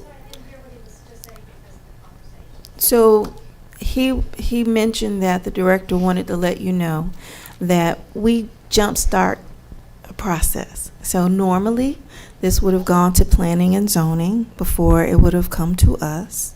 That is not what has happened this evening. And so it is going to go to planning and zoning after we've had a chance to say whatever tonight. So hopefully no one from planning and zoning is listening to this, even though we have people from planning and zoning in here, which normally is not the case. So that is where we are. So we do not have the director here. We do not have the consultant who did the report here. And so that was part of the issue in terms of us even having this on the agenda to discuss. So I'm going to make that very clear. There were a lot of changes to this. And whether or not it takes two people to put this on the agenda, it took two people to put it on the agenda, and that's what happened. And Councilman Carroll can gladly talk. And happy birthday. So. Birthday. There's some presents that council can give me next week. This is your present. No. So this essentially, this is an item to change the zoning code in a few ways in Clarkston. So NR3 currently allows quadruplex, triplex, duplex, single-family homes, And part of the problem is NR3 allows all those things, but it has the same lot coverage requirements, the same density requirements as NR1 and NR2, which only allow single-family homes. So to me, that's not logical. If you're going to allow duplex, triplex, and quadplex, you have to allow them to actually be built. There's no point in allowing them in a district where the lot size requirements, the FAR, et cetera, don't allow them to be built. So what this does is essentially changes the lot coverage, and it changes the floor area ratio, which is how much per square foot you can put in each lot. And it changes the minimum lot size from 5,000 to 1,400 square feet for NR3 to allow for what's actually already allowed there, the quadplex, triplex, and duplex, to be built. And there's been a lot of research. I've shared it with the council. I've shared it with some of you. There's research in the consultant's report basically saying that these changes allowing infill development allow for more affordable homes. Because the reality is, if there's a vacant lot in NR3, there's one of two things can be built on it. It can be either smaller homes like a duplex, a triplex, cottage homes, or it could be a mansion. And if you leave it the same requirements as NR1 and NR2, what you're going to get is you're going to get a mansion, because you can't build, you know, a townhome on a 5,000 square foot lot. You can't build a tiny home economically in a 5,000 square foot lot. That just doesn't pencil. And so what you'll get is a mansion instead. So if you want more mansions, then you basically would want to leave the 5,000 square foot lot requirement as it is, because that's essentially what it encourages right now. And the other changes are just changes to the height for town center, to increase it, I believe, up to 75 feet, and then changes for the parking requirements. To right now, the parking requirements are both a minimum and a maximum is exactly the same for every single development in Clarkston, which doesn't make sense, because that means that every development has to have the exact same amount of parking spots. They can't build more or less. And instead, I think it makes more sense to set a minimum and say you can build more than that if you want to, but this is the minimum you have to build. And the same thing with it changes the parking requirements for quadruplex, duplex, and triplex to where it's 1 car per unit, which is the same rule as it is now for townhomes. So if you have a quadruplex, you don't have to build 8 parking spots, which would basically mean your whole yard is parking. You could build just 4 parking spots, because normally quadruplexes have smaller units per person.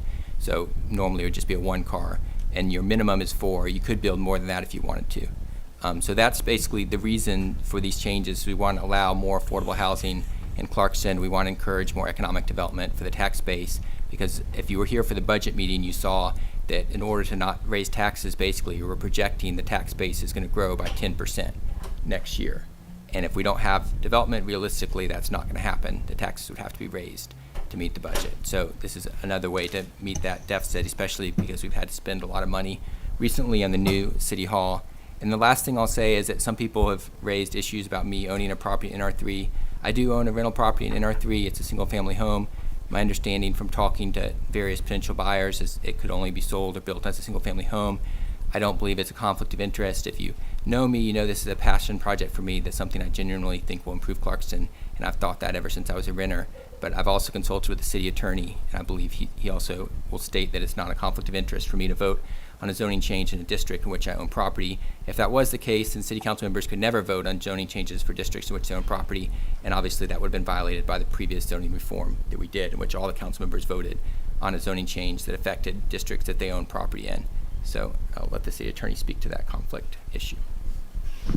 Well, yes, as Councilman Carroll asked me about this previously, and I advised him that I personally, in my legal opinion, do not see any conflict of interest or anything unethical about a council member voting on a text amendment that's applicable to an entire district just because they own property within that district. If it were a rezoning of the council member's property that they own, so a rezoning would be to change the zone that it's in, and therefore what can be done there in a way that's particular to that property. That would be a problem. That would be a conflict.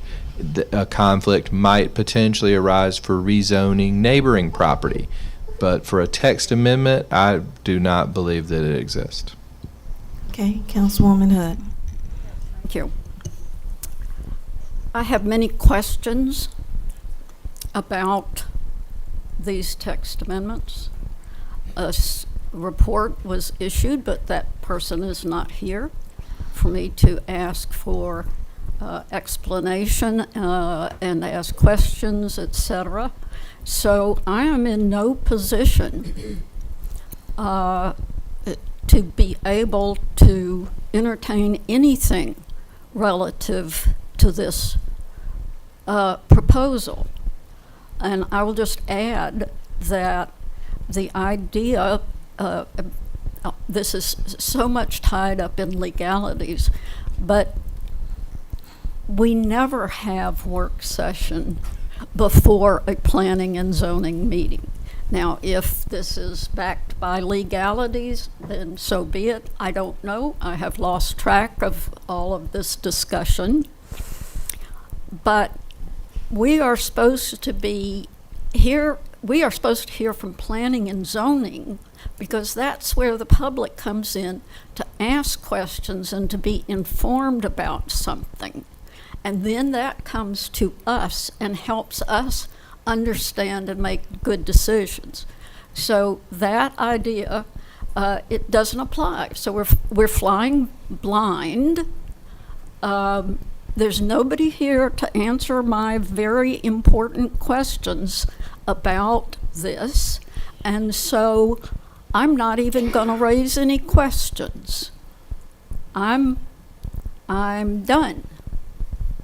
Okay. Any other no questions out there? Sounds like Susan's ready for consent. No questions. Good to go. Okay. We'll let the public, because if you want to, or because I'm just doing this as part of the process, right? So if the public doesn't want to say anything, or come on up.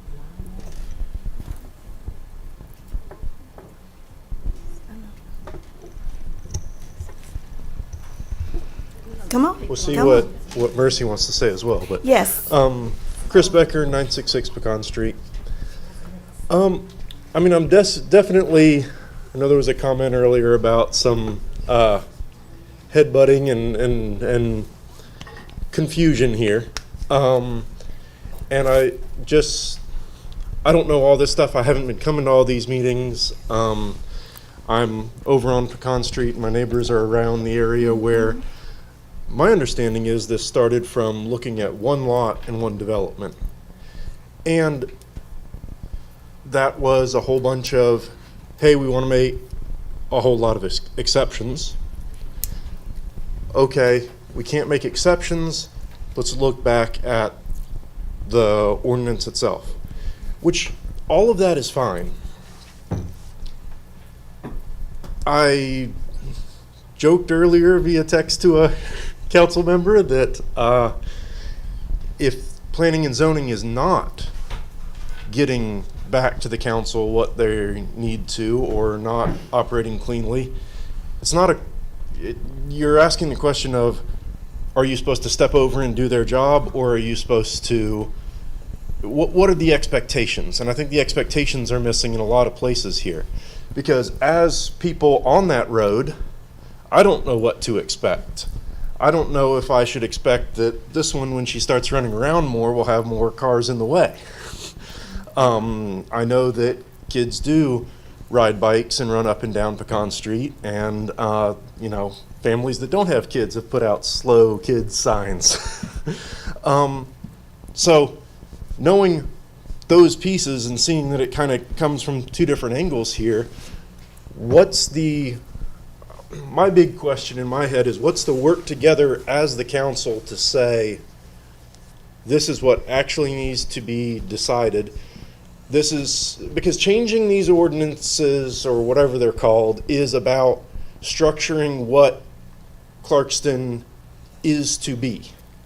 Now, I haven't been in Clarkston a long time, but my wife's grandpa was Billy Hensler, who was on this council and built the house we're in. And I don't know, did they miss something with this certain type of development, like you're saying, Mr. Carroll, or was there any intention there? I don't know. And that's, I think, one disagreement that's there. So I'm just throwing stuff out there that I see confusion on both sides, and I'll be quiet now. Thank you. Before we get, I see we got the crowd going, but the city clerk has a list, and I just want to be mindful of her list. And Tim Hall. Perfect. There you go. Thank you, Madam Mayor. Okay. My name is Tim Hall. I live at 3525 Bacon Street, and I want to respond to something that Mr. Carroll said directly. The citizens of Clarkston did not elect you to represent your passion projects. They elected you to represent them, sir, and you have not represented them on this matter. And that applies to some of your fellow council members, I think, as well, but I'll deal with that later. I don't think I'll have time to speak to the conflict issue, but I've prepared things I want to say. Thank you for allowing me the opportunity to speak on the proposed text amendment changes to the zoning ordinance. Before I get started into specific points, I would like to say that I and many of my neighbors are not opposed to infill and development on vacant land in our NR3 neighborhood. Most of us would welcome more homes, and if that is done the right way, in the right measure, it would be beneficial to us and to the city of Clarkston. However, we feel we are not being represented by the committee or city council members who are proposing a zoning ordinance that would allow 31 1,400 square foot lots on 1 acre of land in our NR3 neighborhood. It doesn't matter whether these housing units are condos, townhomes, apartments, or little houses. That is simply too dense, radical, and inconsistent with all the existing homes that are now on 1/8 of an acre or more that exist in our neighborhood today. Here are some facts. 1,400 square foot lots equals 31 lots per acre. That is, again, simply way too many and way too dense. Allowing one parking space means that many cars will be forced to park on the street, creating dangerous congestion and safety issues for this beautiful little girl over here and people that will come long after we're gone. The streets already aren't large enough to accommodate parked cars. Just because you reduce the number of parking spaces required does not mean that you reduce the need to own 2 cars to support that mortgage on that house. Pedestrian safety is going to be negatively impacted. And this is just something that's just incredible to me, this next point. A density of 31 lots per acre is more than twice as dense as the highest per unit density of the following existing 3 apartment complexes. Tahoe Silver Oaks, 14 units per acre. Carriage Oaks, 16 units per acre. Springdale Glen, 14 units per acre. How can it be the proposed density for NR3, which is primarily residential in nature, with a few apartments or duplexes sprinkled in, is 31 units per acre, when a residential family or multifamily at its densest, I don't know if that's a word, is 16 units per acre. You are proposing a density in a residential area that is twice the density of a multifamily apartment community, which is unbelievable. What you're saying is it's okay for a residential community of mostly single-family homes to be twice as dense as many of our multifamily apartment communities. That's simply wrong and flawed. It makes absolutely no sense whatsoever. Our neighbors in DeKalb County permit between 8 and 12 townhomes on 1 acre of land. Depending on the site, characteristics, they allow bonus density in some cases to get it up to 12. So we're triple that. Okay. I didn't have time for the petition and the 56 signers or other things, but I'm just perplexed, angry, Thank you for disappointed. sharing. Thank you for sharing. Who did Simone Wilson.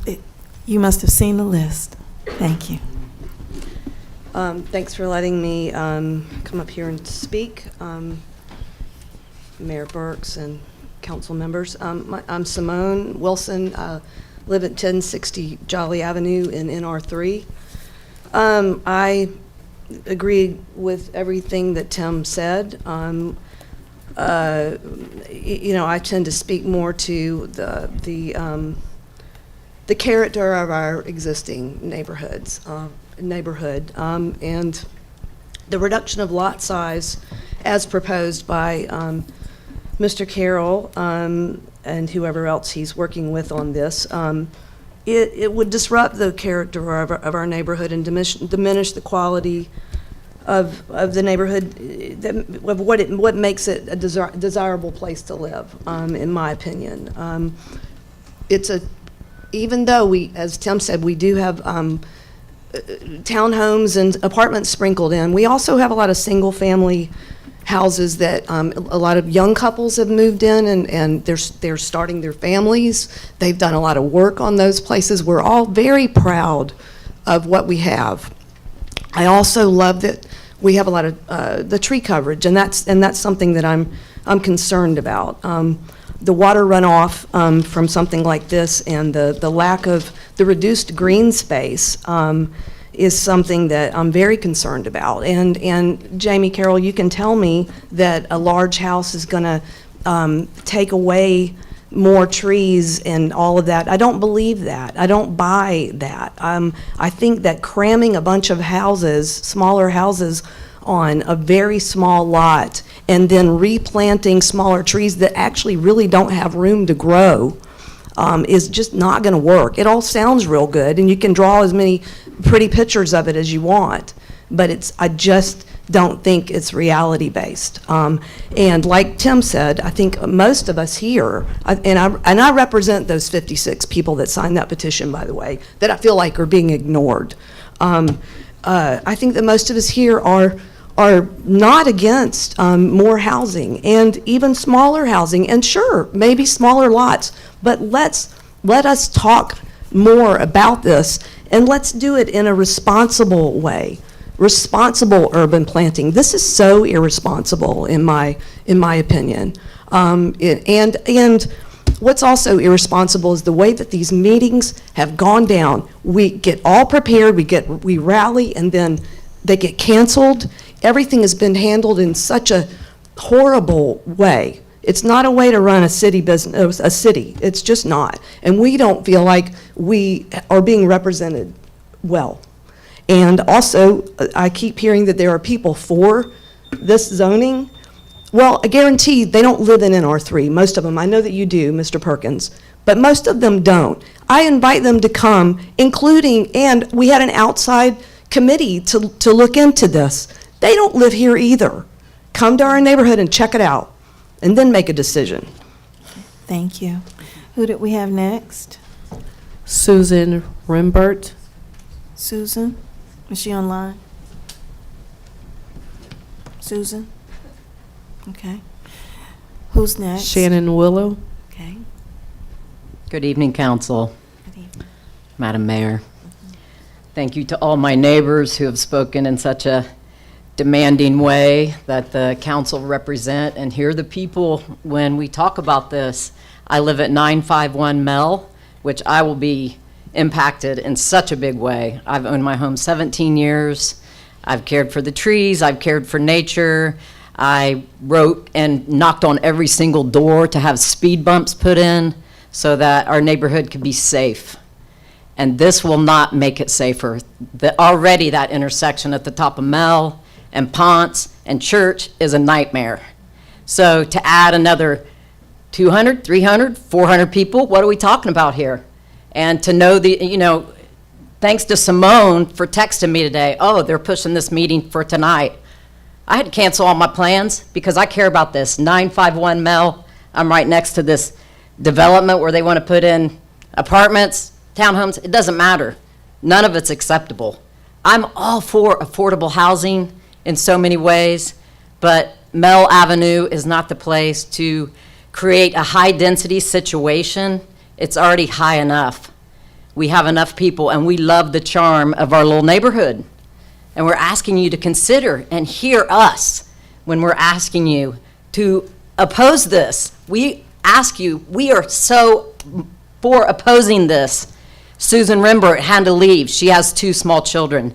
All of my neighbors within an eye shot of this asked me to speak for them. You'll be receiving letters from all of them in opposition to this. We do not want this to happen in our neighborhood. This is not the place for it. I believe in affordable housing, but let's be honest. This is not going to be affordable housing. Who's going to be making the money off this? And then me ride my e-bike to try to be safe on the road. No, that's not the way to do this. And we're asking you to please not push this through. This is not what our neighborhood wants. We do want affordable housing in Clarkston, but Mell Avenue is not the place for this. We want green space. We want more trees. We don't want to cut down a bunch of trees and put up little trees that are never going to grow. So please hear the neighbors. Please hear Nathan Cohen, who cannot be here tonight. You'll receive a letter from him. You'll receive a letter from Patricia Patterson. You'll receive a letter from Susan, who had to leave the meeting tonight. You'll receive more letters saying no to this. So please hear us. I try to be so involved in Clarkston, and this is what people want to feel like they're heard when they come to these meetings. So I invite you, and I question, why are we trying to push this through like we are? Why do we put a zoning meeting on Halloween when there are pagan people, there are people with children, people who don't want to be in meetings, they want to be out enjoying life? So why is that meeting on Halloween? You know, there's lots to this that's, you know, and I've worked with a lot of you all, you know, so I'm asking you, I strongly oppose this on Mell Avenue. Let's find another solution for this. And please hear all of my neighbors when they say, this is not right. Thank you. Thank you. Who did we have signed up next? Dean Moore. Perfect, go ahead. Rayford Trail, is the engineering study the W&A Engineering? Is that the third party that is a consultant here that is not here today? I'm not sure the name of, is that it? Yes. Yeah, okay. Well, this is Jamie's birthday. He has a passion. He wants to be a hero. He wants to divide the city up into smaller lots for developers, Ted Terry, the tiny home people. He wants to be a hero to the affordable housing crisis in America. Nobody on this council has that training to solve the affordable housing problem or has the experience in zoning. And this engineering study right here, it says very clearly on the first page, reducing minimum lot size from 5,000 square feet to 1,400 square feet, blank. It goes through approximately 3 lines of being blank. I don't know what happened to that information, but then it picks up, improve the quantity and quality of housing stock as expressed in the comprehensive plan and outlined within the LCI studies. I take that to mean that there were things in there that said 1,400 square feet will not improve the quantity and quality of housing stock as expressed in the comprehensive plan. I don't know what's missing there. If somebody has that, please send that to me. And then on the second page, it says, while the intent of the proposed change is clear, the way that it is conveyed may cause some unintended friction. Yeah, okay, all right.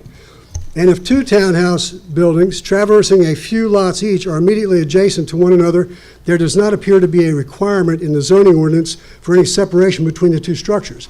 That means if they build to the side of that, to the edge of the lot, there's nothing that says anything about having to have a firewall between that building and whoever builds up against that building from the next lot over. I've built townhouses like this in Atlanta. We had to have a 2-hour firewall of separation on that individual townhome of 4 units that went basically to the property side. On the same page, these changes reflect the growing realization across the nation that minimum parking requirements contribute to decreased housing affordability, increased stormwater runoff, decreased water quality, and decreased green space, while simultaneously allowing flexibility for the owner or developer. So this is, again, a give to the developer. However, without an accompanying increase to the current maximum that's the floor area ratio of 5.0 to accompany the height increase, it is unclear whether this proposed change is in response to a specific development opportunity or if there are other mitigating factors at play. So, and there's several other pages here. I haven't even gotten to the tree canopy that it would destroy and all the other issues involved in this and the safety of the streets and density of the housing. People are going to end up parking on the street and blocking up the neighborhood. Thank you. Anyone else? Okay, all right.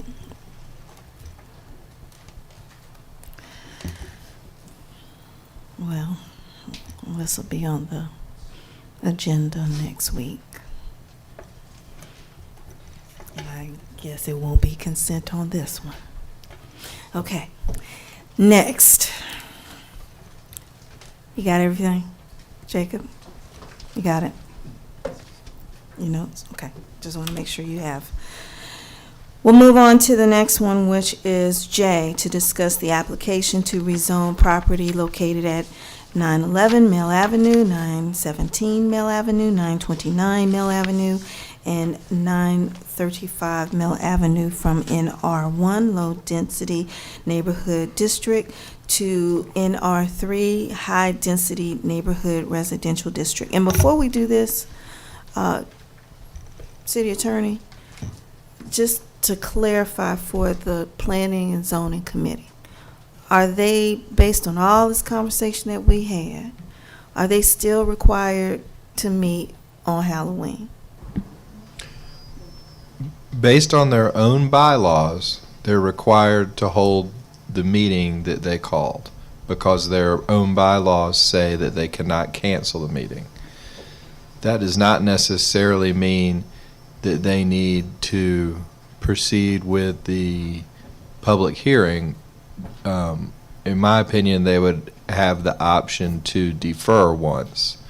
So if let's assume that the applications are all complete and they are essentially having this special called meeting at the end of October rather than their regular meeting in the middle of October. So the zoning ordinance provision that we read before says they get to defer anything they want to for 30 days.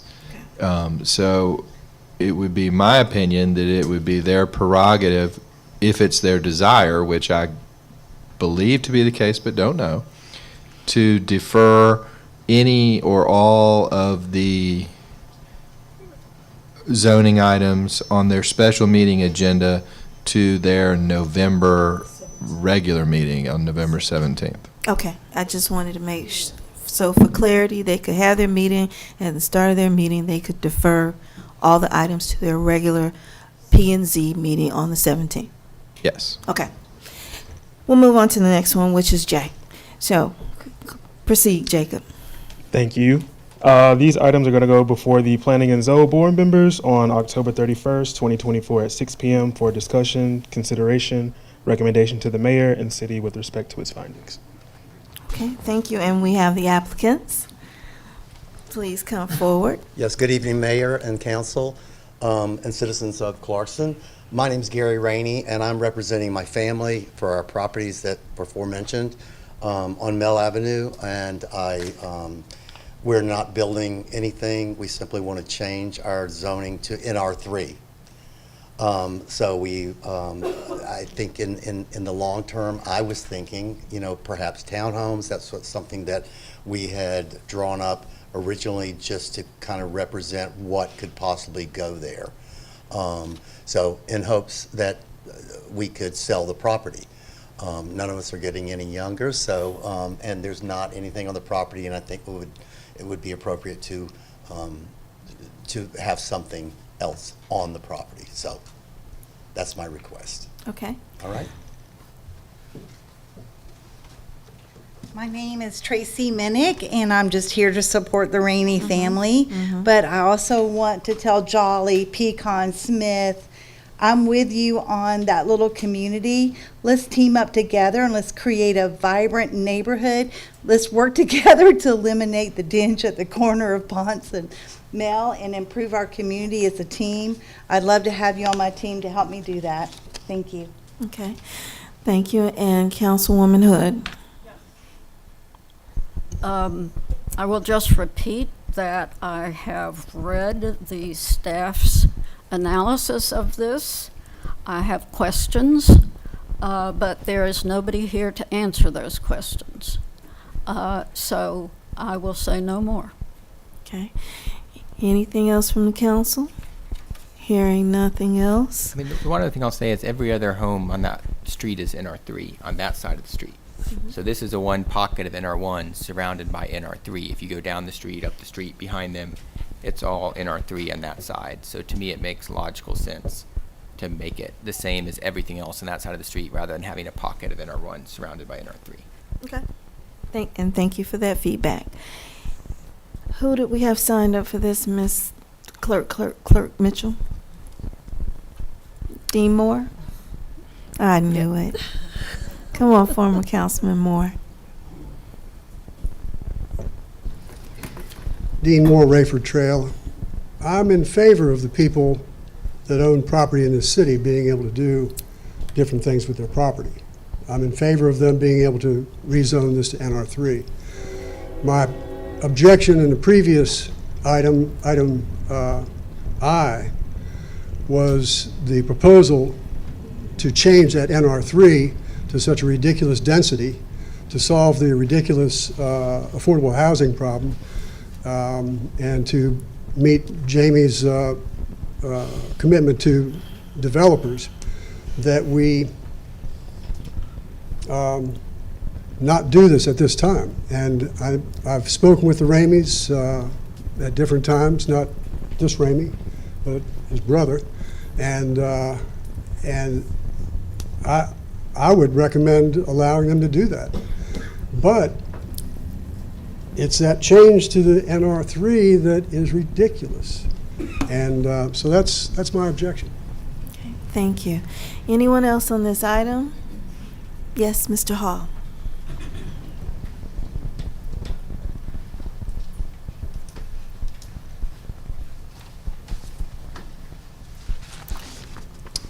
My name is Tim Hall. Better. I live at 3525 Bacon Street. I also strongly oppose rezoning the 4 Mell Avenue lots to NR3. And I would say to Mr. Rainey that in his application, he misrepresented my opposition and my concerns. Under the proposed zoning text amendment changes, this means that you would permit 51 lots on 1.69 acres of land. That 1.69 acres is according to the DeKalb County property tax records. And those 51 lots have 51 parking spaces. It's a beautiful parcel there, but that's simply too crowded with too few parking spaces to be permitted or sustained on this lot. I'm going to finish up before 3 minutes, but I got a little more to say. Mr. Carroll, you said that all the other houses on Mell are in R3, which is correct. However, there are 3 houses on Pecan that are in R1, so you would create a 3-house in R1 neighborhood all by itself.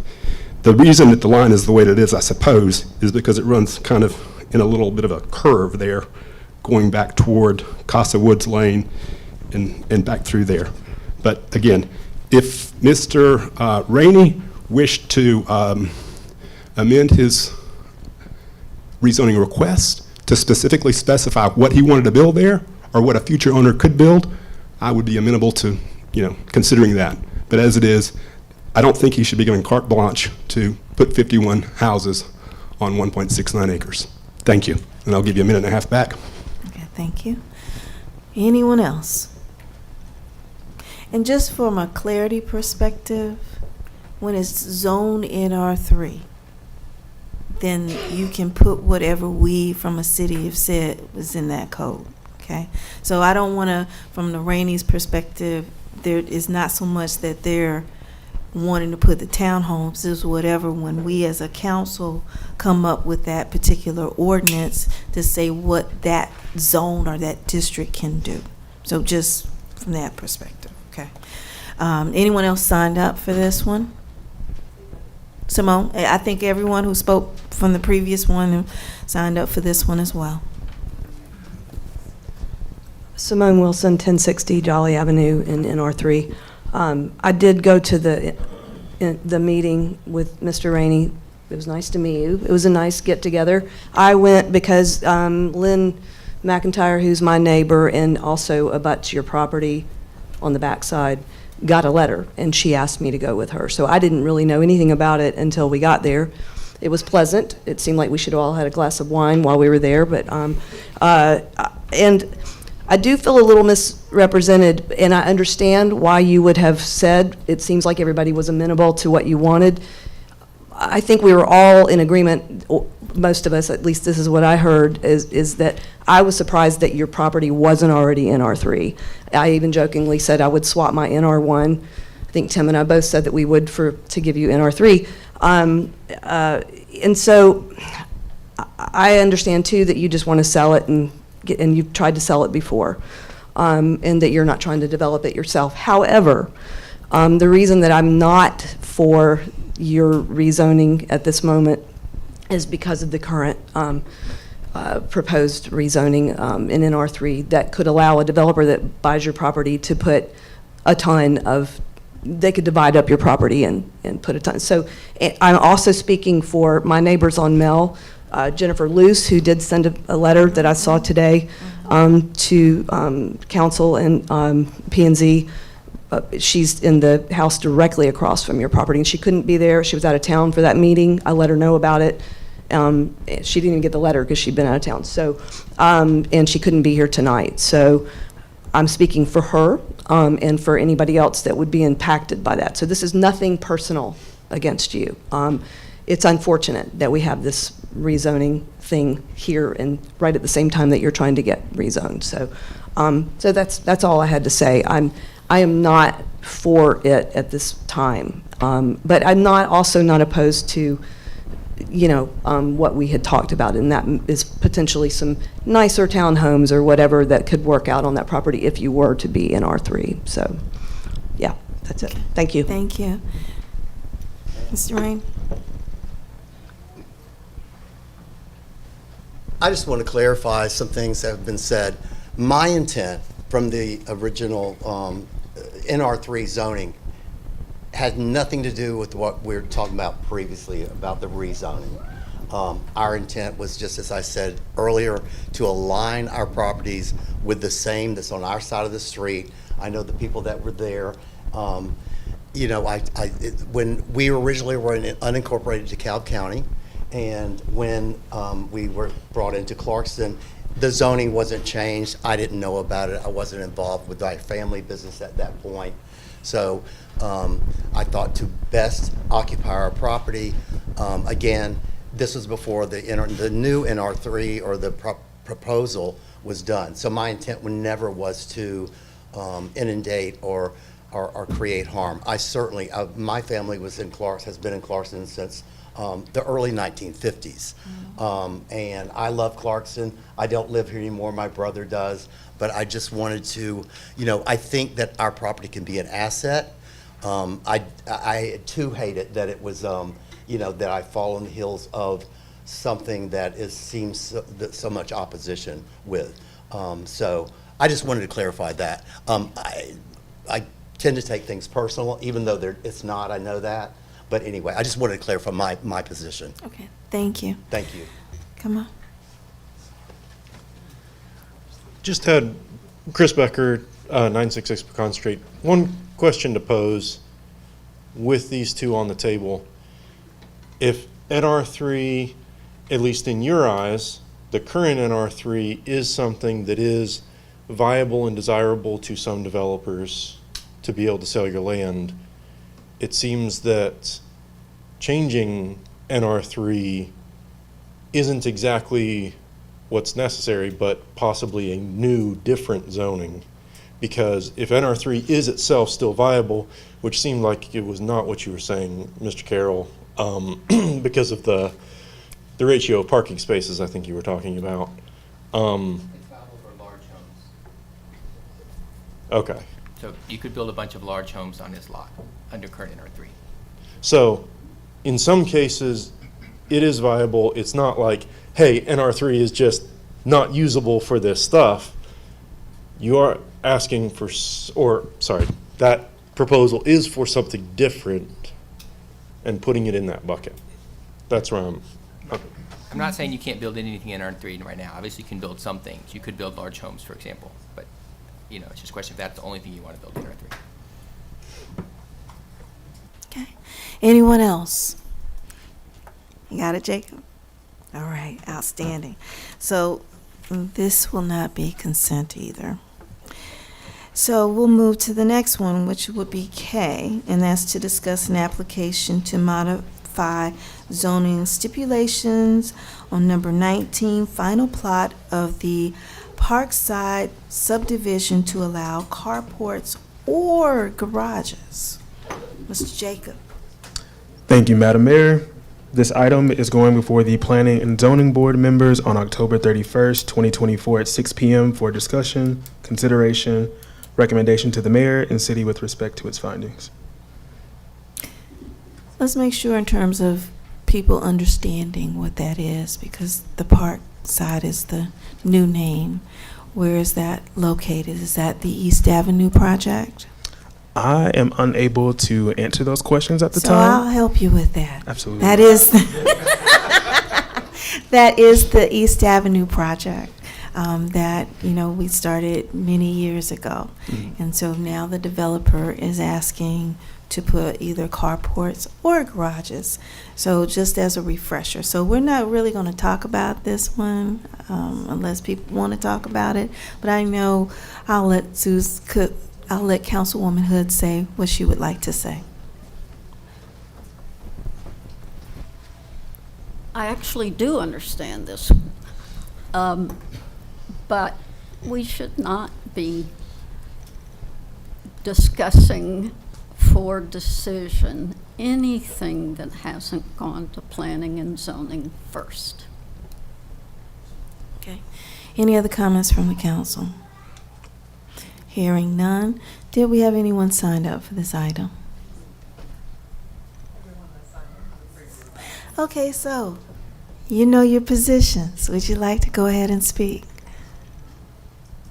No? Okay. You wasn't? Okay, all right, Mr. Hall. All right.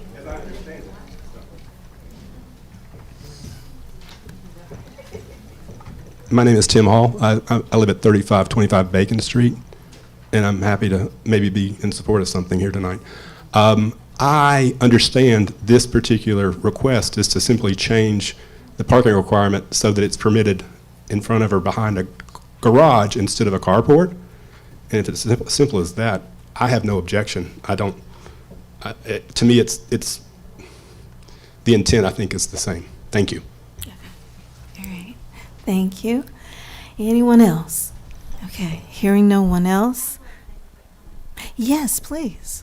And then Councilman Carroll.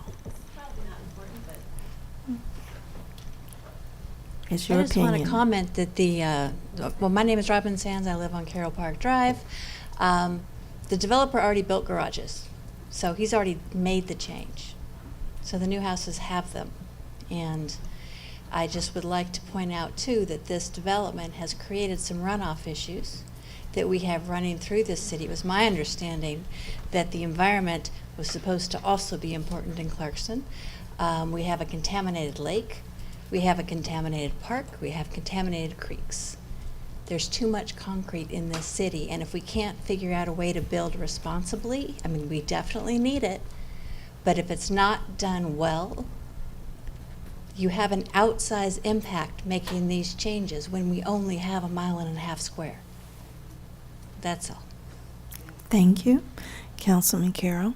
I'll just say that procedurally I understand Councilwoman Hood's position that this hasn't gone for planning and zoning, but a lot of these applicants have been waiting for several months. Their application's been complete. It's not their fault it hasn't gone for planning and zoning. It's the city's mistake in terms of not properly advertising and previously canceling the planning and zoning meetings. So the question is, should the applicants really be punished because the city made a mistake? And I don't think that that's necessarily fair when their applications were complete to punish them because the city made an error procedurally in advertising the planning and zoning meeting and now is, scheduled a planning and zoning meeting for Halloween. And the question is, if the city makes a mistake, is that fair to take it out in the applicants, or is it something the city itself should fix? May I respond? Sure. All right, I understand what you're saying, and these mistakes were made on the part of the city administration. However, taking a bit longer on someone's request is not a good thing, but to me, it must take a back seat to the public's need to know and be informed, and to the council's need to know and be informed in order for us to make the best decision possible. That's why planning and zoning meeting is part of our process. And I am sorry that this is delaying or may delay the action on these 3 items. But as I say, on balance, there's, from my perspective, the public's ability to know what is happening in this city is predominant. Thank you. Okay, thank you. With that, this one will not go to consent. Councilman Perkins? So I just want to put some numbers on this when we're talking about how long it has been since the Planning and Zoning Committee has met. Their last regular meeting was August 20th. And so when we're talking about delays, we're not talking about, oh, well, it was a couple weeks ago or something like that. So I think the other point, and maybe Councilman Carroll, because you've been, I think, a little more involved in this than I have from the beginning, there have been multiple public meetings where this has been discussed. I'm sorry to disagree with that, Councilwoman Hood. You were on 2 of those committee meetings when it was discussed back in, I believe, March of this year. And so, there have been multiple points for public input in this. I don't know if you want to speak to that, Mr. Carroll, in terms of just the amount of... I mean, so this has been going on for 6 months. It's been discussed at council meetings, it's been discussed at 2 House Infrastructure Committee meetings. I, J, and K have both had public meetings on site. There's been a lot of chances for the public to give input to all of these changes. So this is not like this has just started this month. These are all long-term changes, and the public's had a chance to come and talk at all of them. And so I understand there can always be more meetings, right? There's never 100% knowledge. Perfect knowledge doesn't exist in this world. And if we had another meeting next month, there still wouldn't be perfect knowledge. I'm sure Ms. Hood would still have questions. But at some point, I think it's justifiable to move forward with positive changes for the city after there's been, quite a few public meetings on these, especially when these processes have lasted for months in some of these cases. And I don't feel like procedurally, because usually Planning and Zoning Board meets earlier, that necessarily means that we have to delay all of these items. So that's why I would say to move forward, because it's not like there's been no chances for public input. There have been, and there will be. Yes, Councilwoman Hood.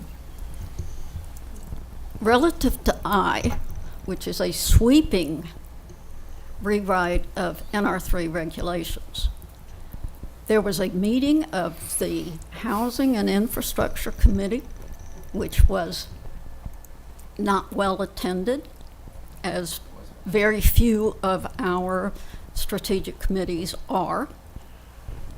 And I don't recall another opportunity for citizens to have input on this. It was supposed then to go to the Planning and Zoning Board and then come to us. So if there was another public meeting, it came to council, but only from the standpoint of the fact that the analysis of it needed to be done, but could not be done by staff because they didn't have time. There was no discussion of the implications on the built environment that would result from this.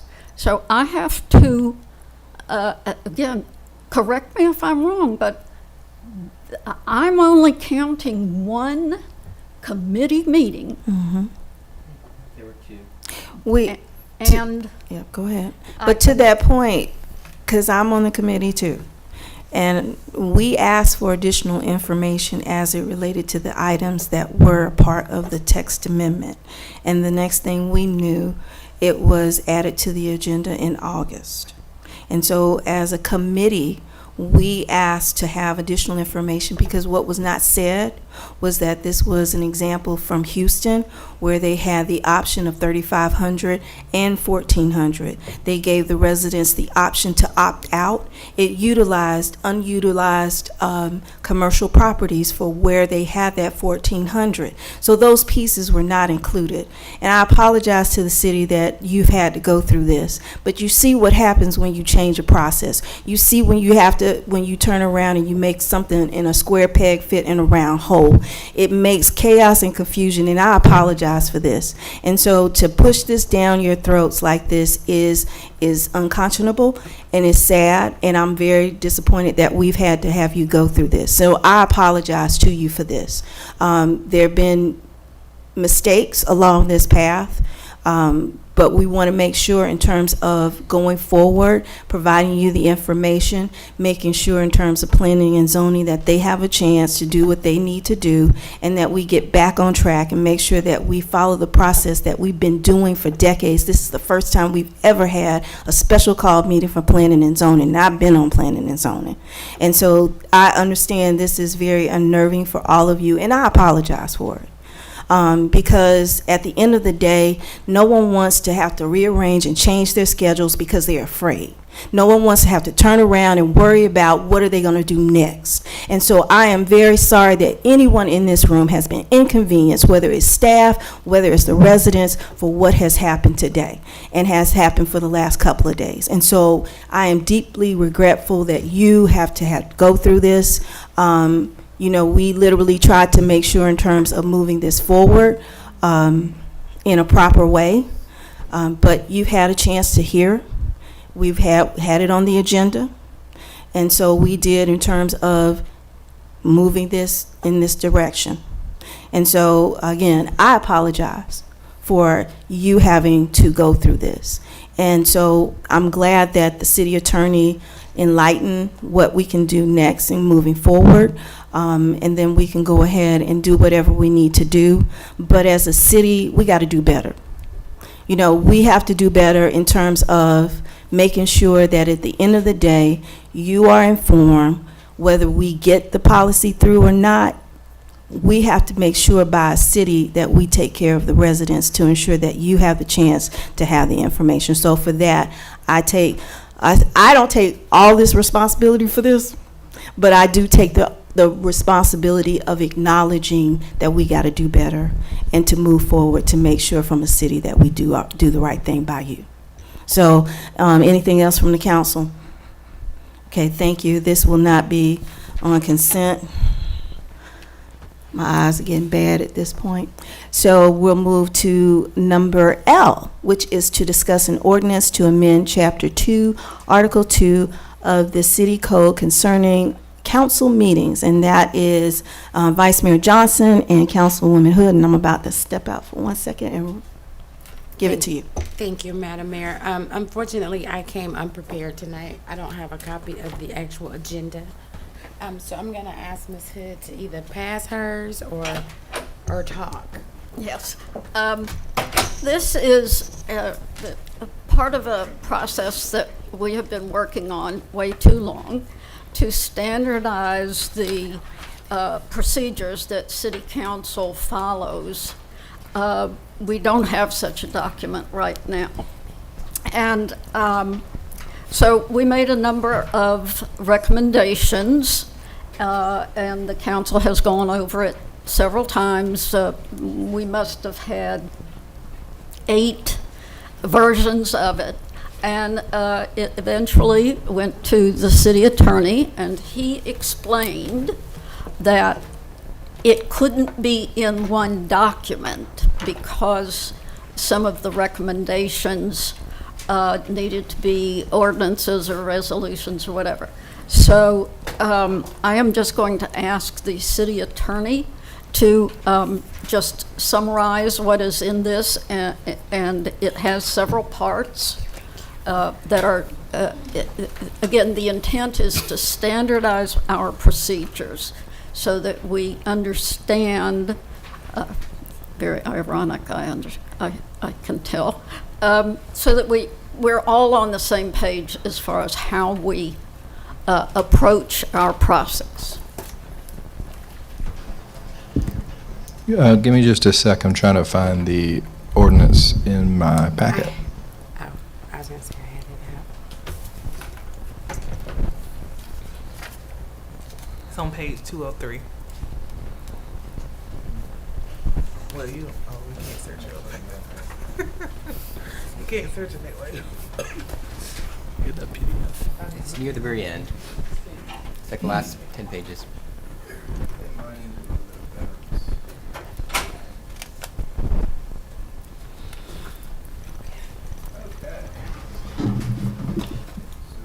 On item L. L.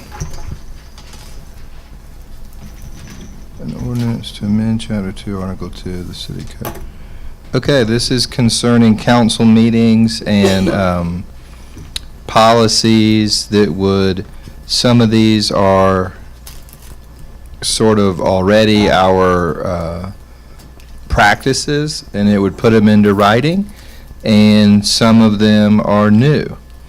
So we have a time limit for discussion of an item at work session, maximum of 20 minutes for the council members, and a separate maximum of 20 minutes for public comments. The mayor may extend either or both time limits. When there's a presentation on the agenda, a presentation is an item that is not for action by the council, but is for receiving information. There would be a maximum of 3 presentations per meeting, unless a majority of the council votes to add additional presentations. They should be made in person wherever possible. If a presentation is sponsored by an elected official, then they would introduce it. I'm not going to read every single line of this, but we also have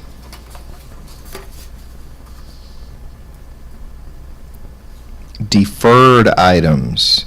No item that has been, basically if something's been tabled or referred to a committee, then we're not going to discuss it. And if that's a deferral decision at the work session, we're not going to discuss it at the regular meeting. I think that's in interest of time. Mayor and council member reports this talks about the content of those reports, what will and won't be welcome. It's not a time for discussion. Length of council member discussions.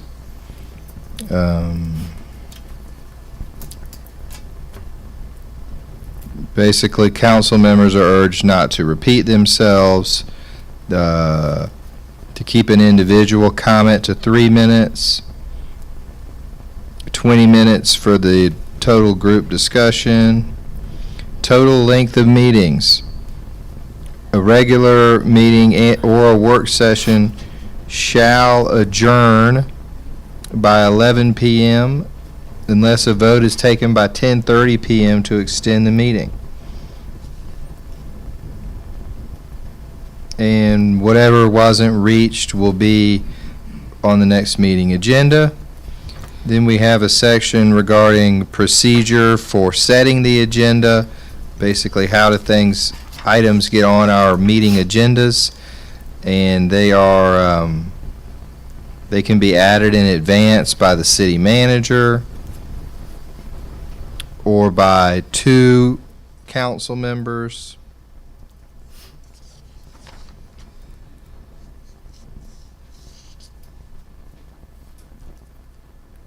Thank you, Stephen. I don't know, but yeah, this is something we worked on all of 2020, 2021, 2022, 2023, and we're in 2024. So, and we, as of some things that happened tonight, there's still some things we may need to modify tonight. But as of right now, we have all looked at this item. So I think that with the help of the city attorney, we are finally ready to do this. Right? Everybody has looked at it, right? Questions from the council? Councilwoman Bell? Thank you. I just have a question for Stephen. So we discussed this prior to 2020, right? And you advised us that this could be internal procedures for the council, and now we have an ordinance to it. So can you give context to the shift and change that occurred there?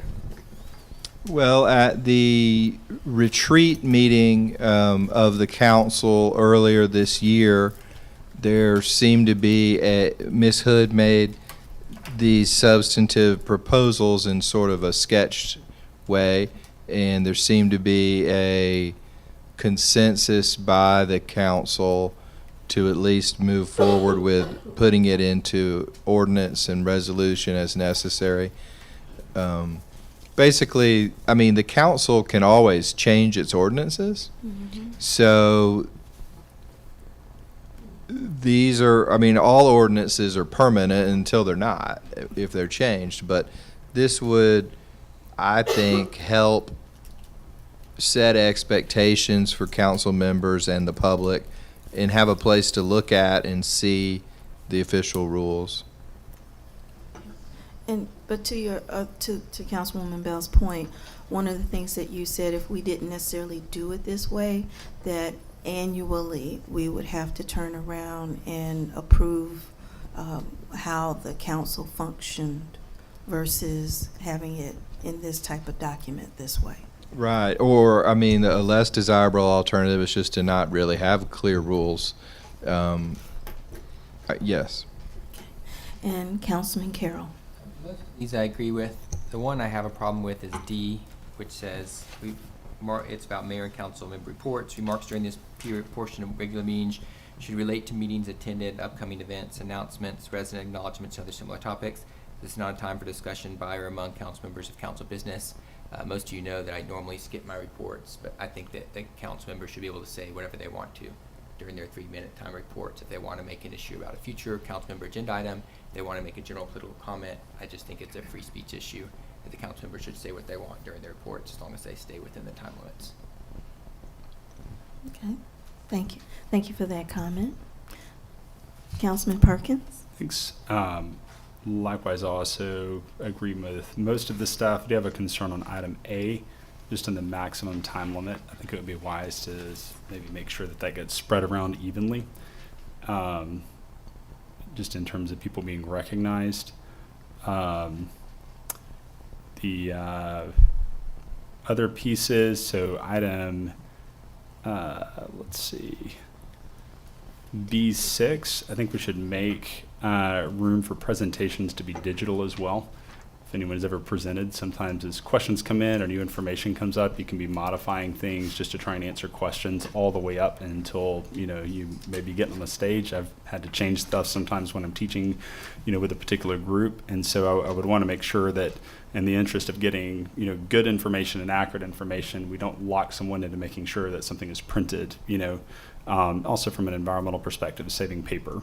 So again, B6, I think I brought that up in some conversations related to this. The last two things, so item, let's see, this is section 2-25, C on deferred items. It specifically references standing advisory committees. So I might remove that specific language just since we just sent that to staff, and some of that language will be changing presumably. So I would recommend making that a little more general. And then the final piece, because we do have a time limit on meetings, I think I would like to see something where agenda items that aren't met at a previous meeting are prioritized for the second one. I wouldn't want this to be weaponized by anyone where it just becomes something where someone can't actually get something before the public. I don't think that would be anybody's intention, but just to make sure that's, since we are turning this into an ordinance and not just general internal procedures, would be a valuable thing to add. Thank you, and Councilwoman Bell. Well, I agree with Councilman Perkins' remarks around the total length of the meetings, and maybe we need to add an addendum to that area where it says that we will only have maybe 5 to 7 items on each agenda, because it's the only way we're going to be able to sit within that time. Because if you think about it, 20 minutes for the public, 20 minutes for us is a total of 40. And then the notion here says that the mayor can extend it. So if it is an item where you're allowing more individuals to talk. So I think that also needs to be considered as far as like a rigid number of items that we don't go over. If we want to meet this time, we are being very serious about it. Yeah, and the other piece to that is it could be like simple things like where we had some of the introductions of a new personnel or those kind of RFPs that were really pretty simple as well to keep in mind. Any other comments? Okay. Any from the public? Anyone signed up for this one? Okay. Vice Mayor and Councilwoman Hood, you heard some of the recommendations. Will you have a chance to make them by Thursday? I'll check the availability of the city attorney. Okay. But we had this document. This is not new, wasn't just added to the packet. Okay. And you know, sometimes when you put it out there, it gives you a chance to have new ideas and new reflection. So, Mr. Quinn, will you be able to make these modifications by next week? Sure. Or would you like for me to make them and send them to you for review? No, well, no, that's not necessary. I think I can make them as long as I can sort of confirm that I got them down just now. So, and I'm not, I guess as I say them, then on some of them, or at least one of them, I heard a clear consensus. Others I just heard from one member. But one suggestion was to basically state that the council not to limit the content of council remarks. Another was to let the materials for a presentation, to clarify that that can be a electronic document or a like a PowerPoint presentation rather than just paper. Another one was to, under F5, where we say that they'll items that aren't reached because the time will automatically appear, that we would say that those would appear in a special section at the beginning of the meeting. And so they would be first. Yeah. Not necessarily a special section, but just Old take business. priority. They would Yeah. put first. First under old business. That's what I've got. I can make each of those three changes, or are there any that I missed? If I may. So item B6, I think just to get at the goal of it, would y'all be open to removing the requirement that it be a part of the agenda packet but be available to the public basically at the close of the meeting, where someone could request it be emailed to them? I know we collect emails and contact information. And for clarification, this stuff was brought up in earlier discussions, but. Well, that's the clerk. I didn't hear what section that was. So my concern is that if we require people to submit, their presentations as a part of the agenda packet, as you get closer to a presentation, as someone who's, I'm sure y'all have presented as well, a lot of times you may have last minute changes. You may realize, that example is not great. I need to tweak something here or there just to, clearly communicate my point. So I just don't want to lock someone into where they have a published agenda packet. They get asked a question, Monday on a Tuesday meeting. And so my solution to that would be saying, do we want to say they can email that to the council before the meeting so it's people can follow it along, and we have screens that people can follow along too? Or, an alternate solution would be, they're required to make it available to the city clerk, on the day of the meeting so people can request it if they do want to follow it along. Well, I think our point here is that if there are attachments to an agenda item, even though there's the possibility that they'll be fine-tuned later, et cetera, I think it helps the public understand what the item is about, because sometimes we just have a presentation on A, B, and C. Well, maybe we need to define A, B, and C before we go into that. So I think our intent is for the public and us to have access to something. And perhaps we can say that it may change, it may be edited, maybe that's a draft. Maybe we could say that to include a draft of it. But the public needs to know more about it, and so do we. So I'm open to any suggestion that would achieve the goal. Yeah, I'm open to that. I think my goal is just not to lock someone in, and so I agree with your point on people being able to follow along. I know people have different things. First draft or initial information. Yeah, and then I had one more thing just to make sure I didn't hear I think removing the specific language to standing advisory committees. Right. Mr. Quinn was another part. Yes. Yeah, I didn't hear that part. Can you remind me which subpart that one was in? I saw it in a couple. Let me just scroll back up. 6C, and then Deferred items. No item that has been tabled, postponed, deferred, referred to a standing advisory committee, or withdrawn. So we would delete the part about the standing advisory committee? Yes. E3. There's in two, yeah. Yeah. Yeah. Yep. I don't think that will change the intent of that section. Okay. And the other piece I'm just trying to double check is that when we submit our material as council, do you have in here that we must provide all related materials to the clerk?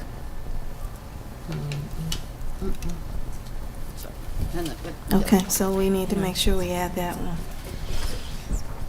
So that if anyone can add to the agenda. It takes 2 council members to add something to the agenda. So just want to make sure. Yeah, we got that. Okay, all right, perfect. Okay.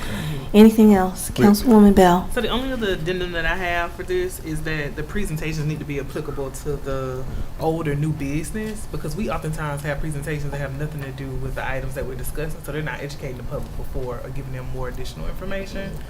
And I think that needs to be, it needs to be outlined in section B.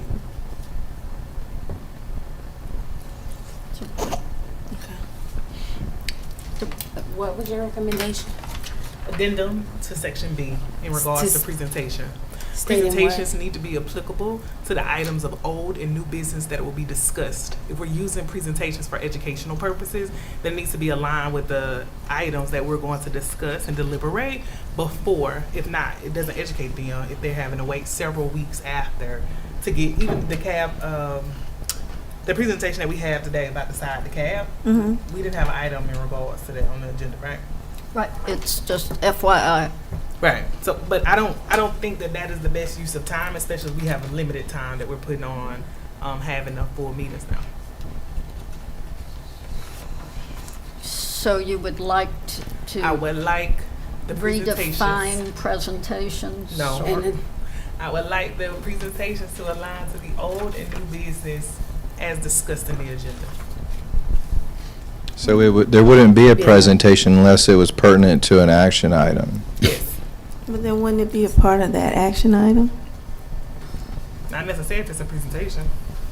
A presentation could come from one department. The overview from the actual individual that's bringing it before doesn't have to present to us. We're on 2 different things.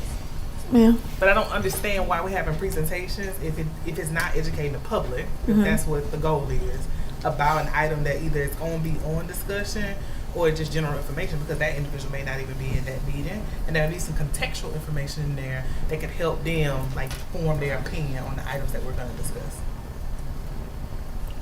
Okay. I would just throw out that in the past, we've sometimes had presentations that aren't about a decision, but are just to inform the public. Like we had someone come and tell about the dangers of radon. So that kind of thing would not be allowed. I mean, you can put the technicality that alludes to, that gives information geared towards. You can use whatever term you would like to use, but it needs to have something applicable to the items, even if it doesn't directly state it. Does that make sense, Stephen? It does make sense. Yes. So y'all tell me if you want it to change in that way. I think one way to do that would be to write it one way and then allow for exceptions. So. Right. What are you writing? Just do a number 7, Stephen. Right. That'll be fine.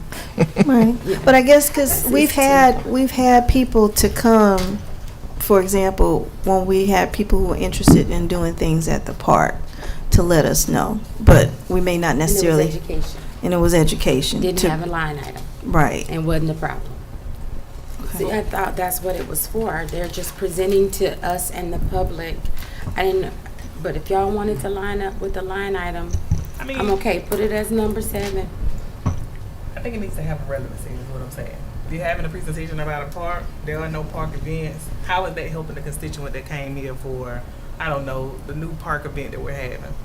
We have to be mindful of meeting where they are, but also educate them in the same sense, and having information that's just having it and agnostically is not helping inform them of anything that's relevant to why they came to the meeting. Because usually Well, constituents come for a certain reason. If they have a service that they want to offer the city and the city Parks and Rec want them to come and educate us on that before they actually propose anything to us, they're just trying to see how much community involvement they may get That's before they community present to us. I don't think that needs to Because come to the council. they're not here. They're They're trying to get community input, right?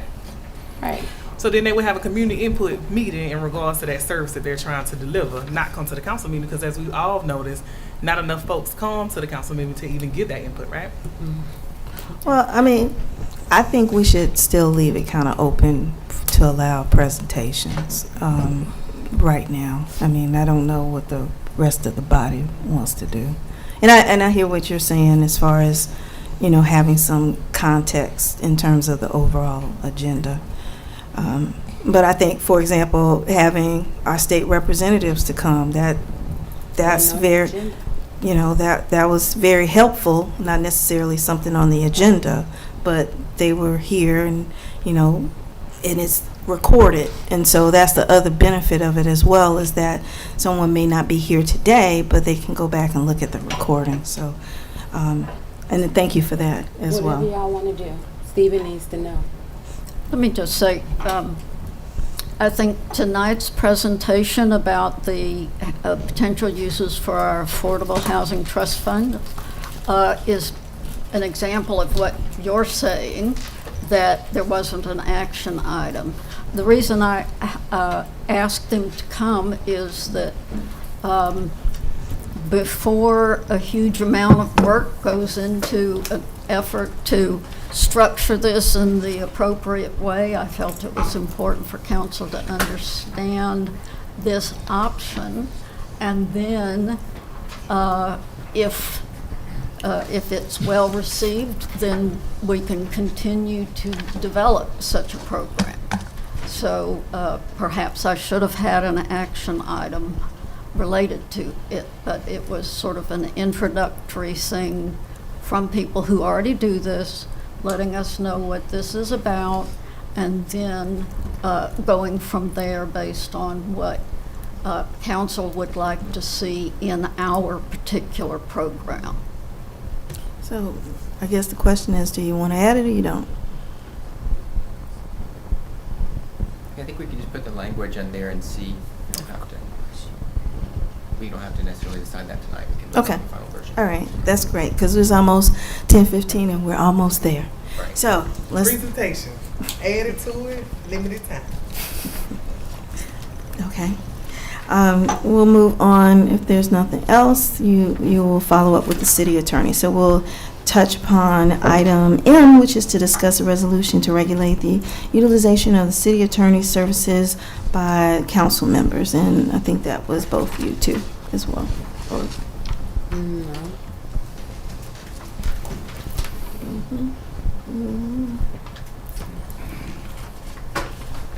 Okay. Oh, yes, it You want me to? was.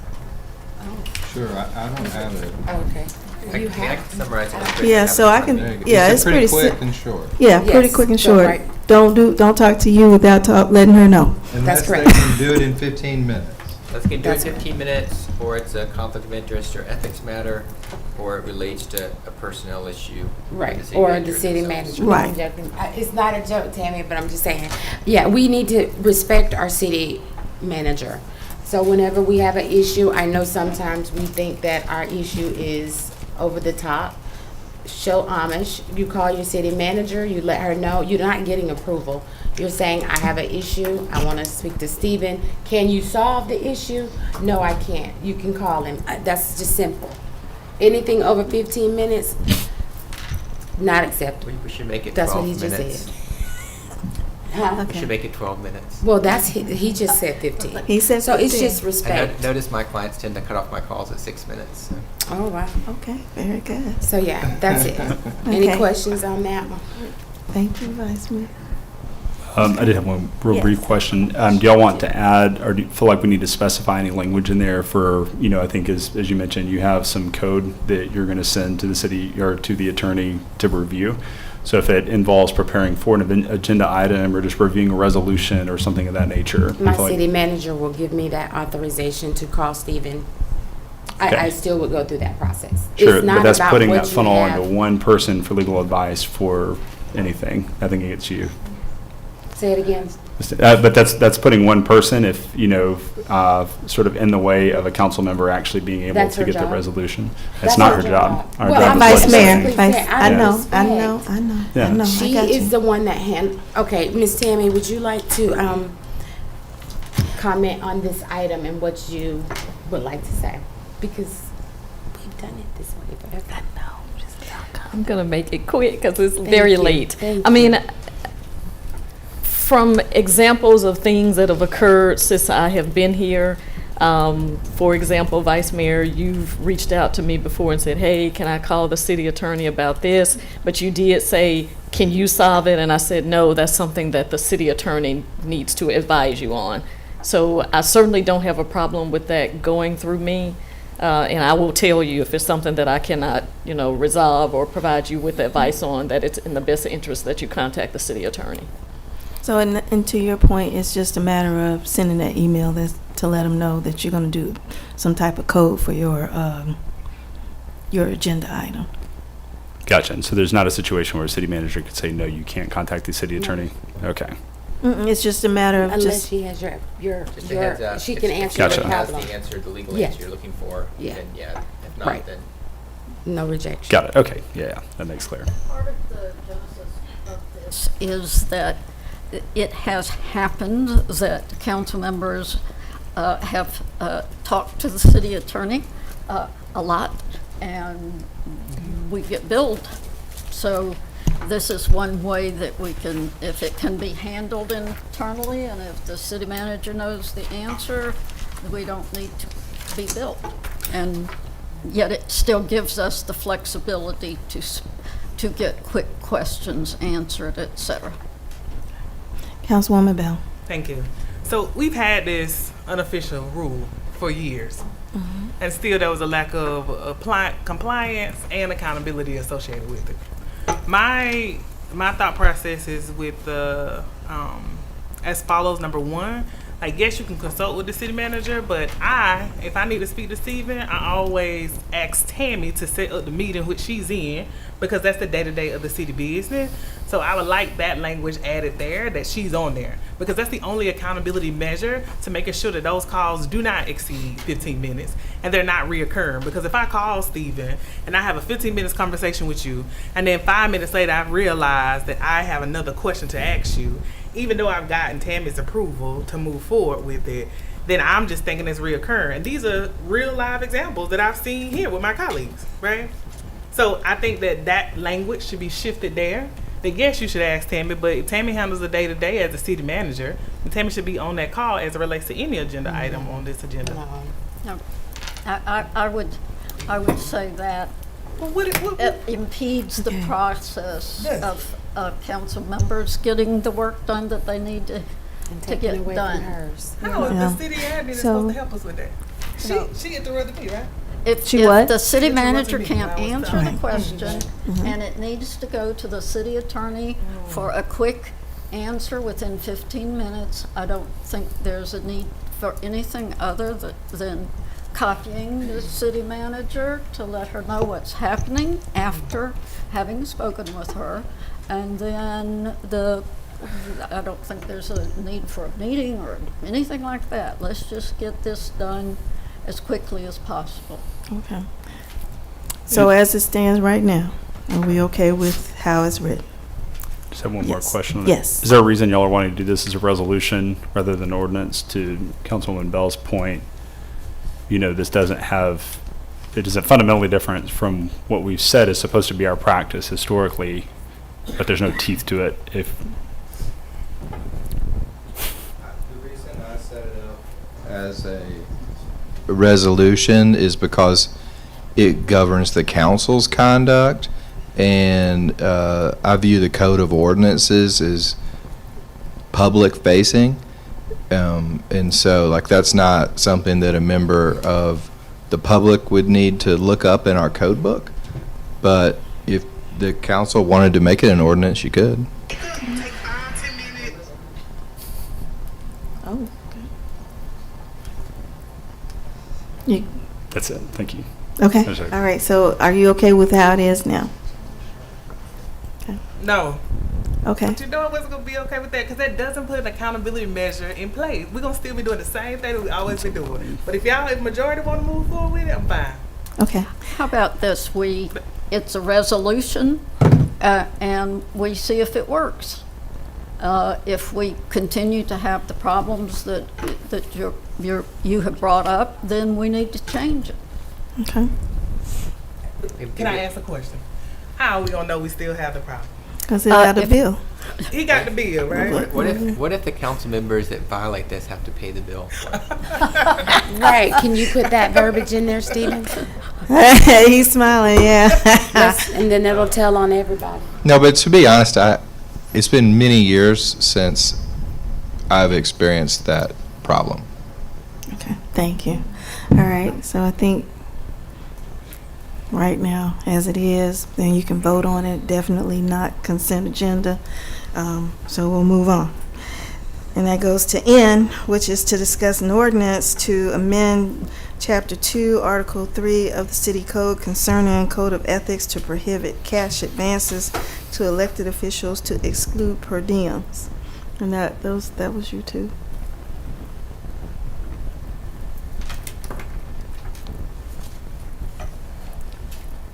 Ms. Hood, can I borrow that, please? I don't know if you put this on. Yes, and basically this came up, this section shall not apply to payments of per diem for travel associated with any approved trips for city business or education. Basically meaning if I go buy 2 chairs and a rug, I'm not gonna ask the city for a cash advance. But if we're traveling, I don't. So, If a council member has a city expense, then they should not be given cash in advance by the city treasurer. Instead, they should either arrange for the city treasurer to pay directly to the vendor or pay for it themselves and submit a receipt to get reimbursed. And then the exception that our finance director suggested would be in the case of per diem, which is a small payment in association with traveling to something. So I don't know what the per diem amount is, but it's supposed to cover 2 meals and some gas or whatever. So you might get $100 and that would be allowed. Yeah. The former director used to give us a check that included, like if we went to Savannah, he would give us our per diem for the travel before we left, and then make sure everything else was covered. Anything else related to this? Yes. So my understanding right now is council members are not allowed to do purchases for the city. And so, Right. so what is this trying to solve? Because it sounds like it's particularly what we already have codified. I didn't put this on the agenda. Is it only for travel? Is that the only situation in which the council member should make a purchase? That he's talking about? Because otherwise, I don't see any purchase. Right. So is this, Councilwoman Hood, is this your agenda item? My understanding is that there have been instances in years past where elected officials ask for an advance on their salary. That's happened one time, yeah, that I'm aware of. Right. That was person years gone, ago. gone, he Long gone. time ago. He's gone. Well, what- Long time ago, but this Yes. is just to What- Right, this is make it official. Okay. that And one thing I would add to Mr. Carroll's question is that this would go into the ethics ordinance, so that creates the opportunity for an ethics complaint, whereas that would be a little more attenuated if it's not in the code of ethics. Okay. So it's just a matter of adding this so that if somebody violates it, that can be one of the checklists in the code of ethics and code of. I think so. I mean, this wasn't my policy Yeah, proposal, of course. I hear you, Susan, but don't we already have some things in place now? Do we really need this right now? I think we have something in place that says that council members should not make purchases. Right. I don't, So I think Councilwoman Hood, all you're trying to do is that no one would get a salary advance or something like that. Okay. I don't have a problem with saying no salary advances. Why don't we just make that the rule? Yeah. Or just say that they won't accept any requests for What's cash wrong with advance. what's written? Right. Madam Mayor, if I may. She put it. Yes. So I think the problem with what's written is it creates a confusing situation where people may go out, purchase something, think they can get reimbursement. I think there's a lack of clarity in some of the language on it. So if the intent is to prevent cash advances, and I could see a scenario where, It says cash. I'll pick on myself, I get my next month's salary and, decide to move to another country or something like that. Not planning on doing that, for the record. Hypothetically, though, now the city's got to figure out how they recuperate that because I've asked for money. So I think that would be simplifying it. It's just we're not allowing cash advances to prevent that scenario. But I am struggling to figure out how does this solve a problem that we're currently having and not something that I guess somebody did. Because this makes it seem like you could purchase something on behalf of the city, and we can't. Yeah, it So I'd rather conflicts. just say no cash advances, because we already can't purchase things for the city. Yeah. Are you okay with that? You. She's talking to you. Are you okay? Yep, I, Okay, all right. So let's look at that. so we're gonna specify that what will not be advanced is the stipend. Right. The mayor and council are paid. Exactly. Okay. Okay. All I'm right. still a little perplexed. Yes. So I just want to be clear. Are we talking about purchases or are we talking about cash advance?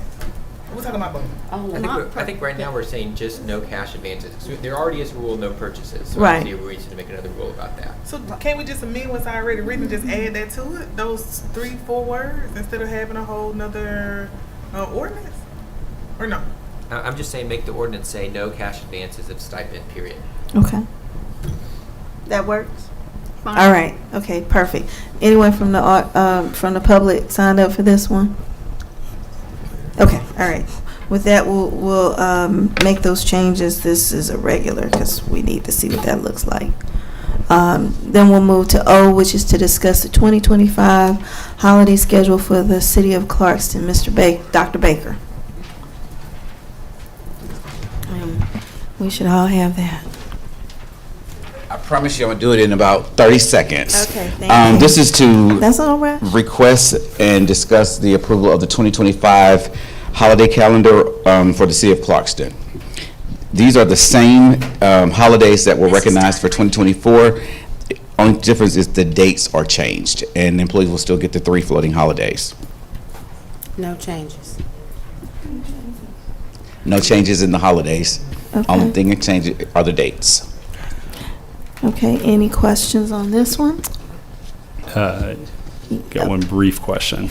Try and keep it in under 15 seconds. Yes. So I know the floating holiday idea was a little bit of an experiment last year. How has that worked out? I mean, do we have any feedback on how that's worked for employees? He don't know. He just got here. I just got here, so Yeah. I would defer to any staff member in the audience. Okay, so thumbs up. Okay. We have 1 thumbs up. Okay. All right, 2? 2, thumbs 3, up. 4, 5? Okay, multiple. Okay. Got it. All right. Okay. Any comments from the council? I don't know. He thought he was going to get this in 30 seconds. This was the most contentious item that I ever saw. Any comments from the public? None? Okay. Then, all right. Yes, Simone. No, ma'am, unfortunately, Halloween is not included. At the discretion of the council. Okay, all right. Well, thank you for that. We'll make sure don't have the meetings on that day. With that being said, I'll take a motion to adjourn. Is that consent? Oh, or- yeah, consent. I'm sorry, I'm ready. Consent. Consent, okay. Now, with that, can I get a motion? Madam Mayor. Yes. I motion to adjourn. You, second. I move to adjourn. okay. Is there a second? Second. It's been properly moved and seconded to adjourn the meeting. All in favor, say aye. Aye. All right, don't forget this. Vote. Okay. Meeting adjourned.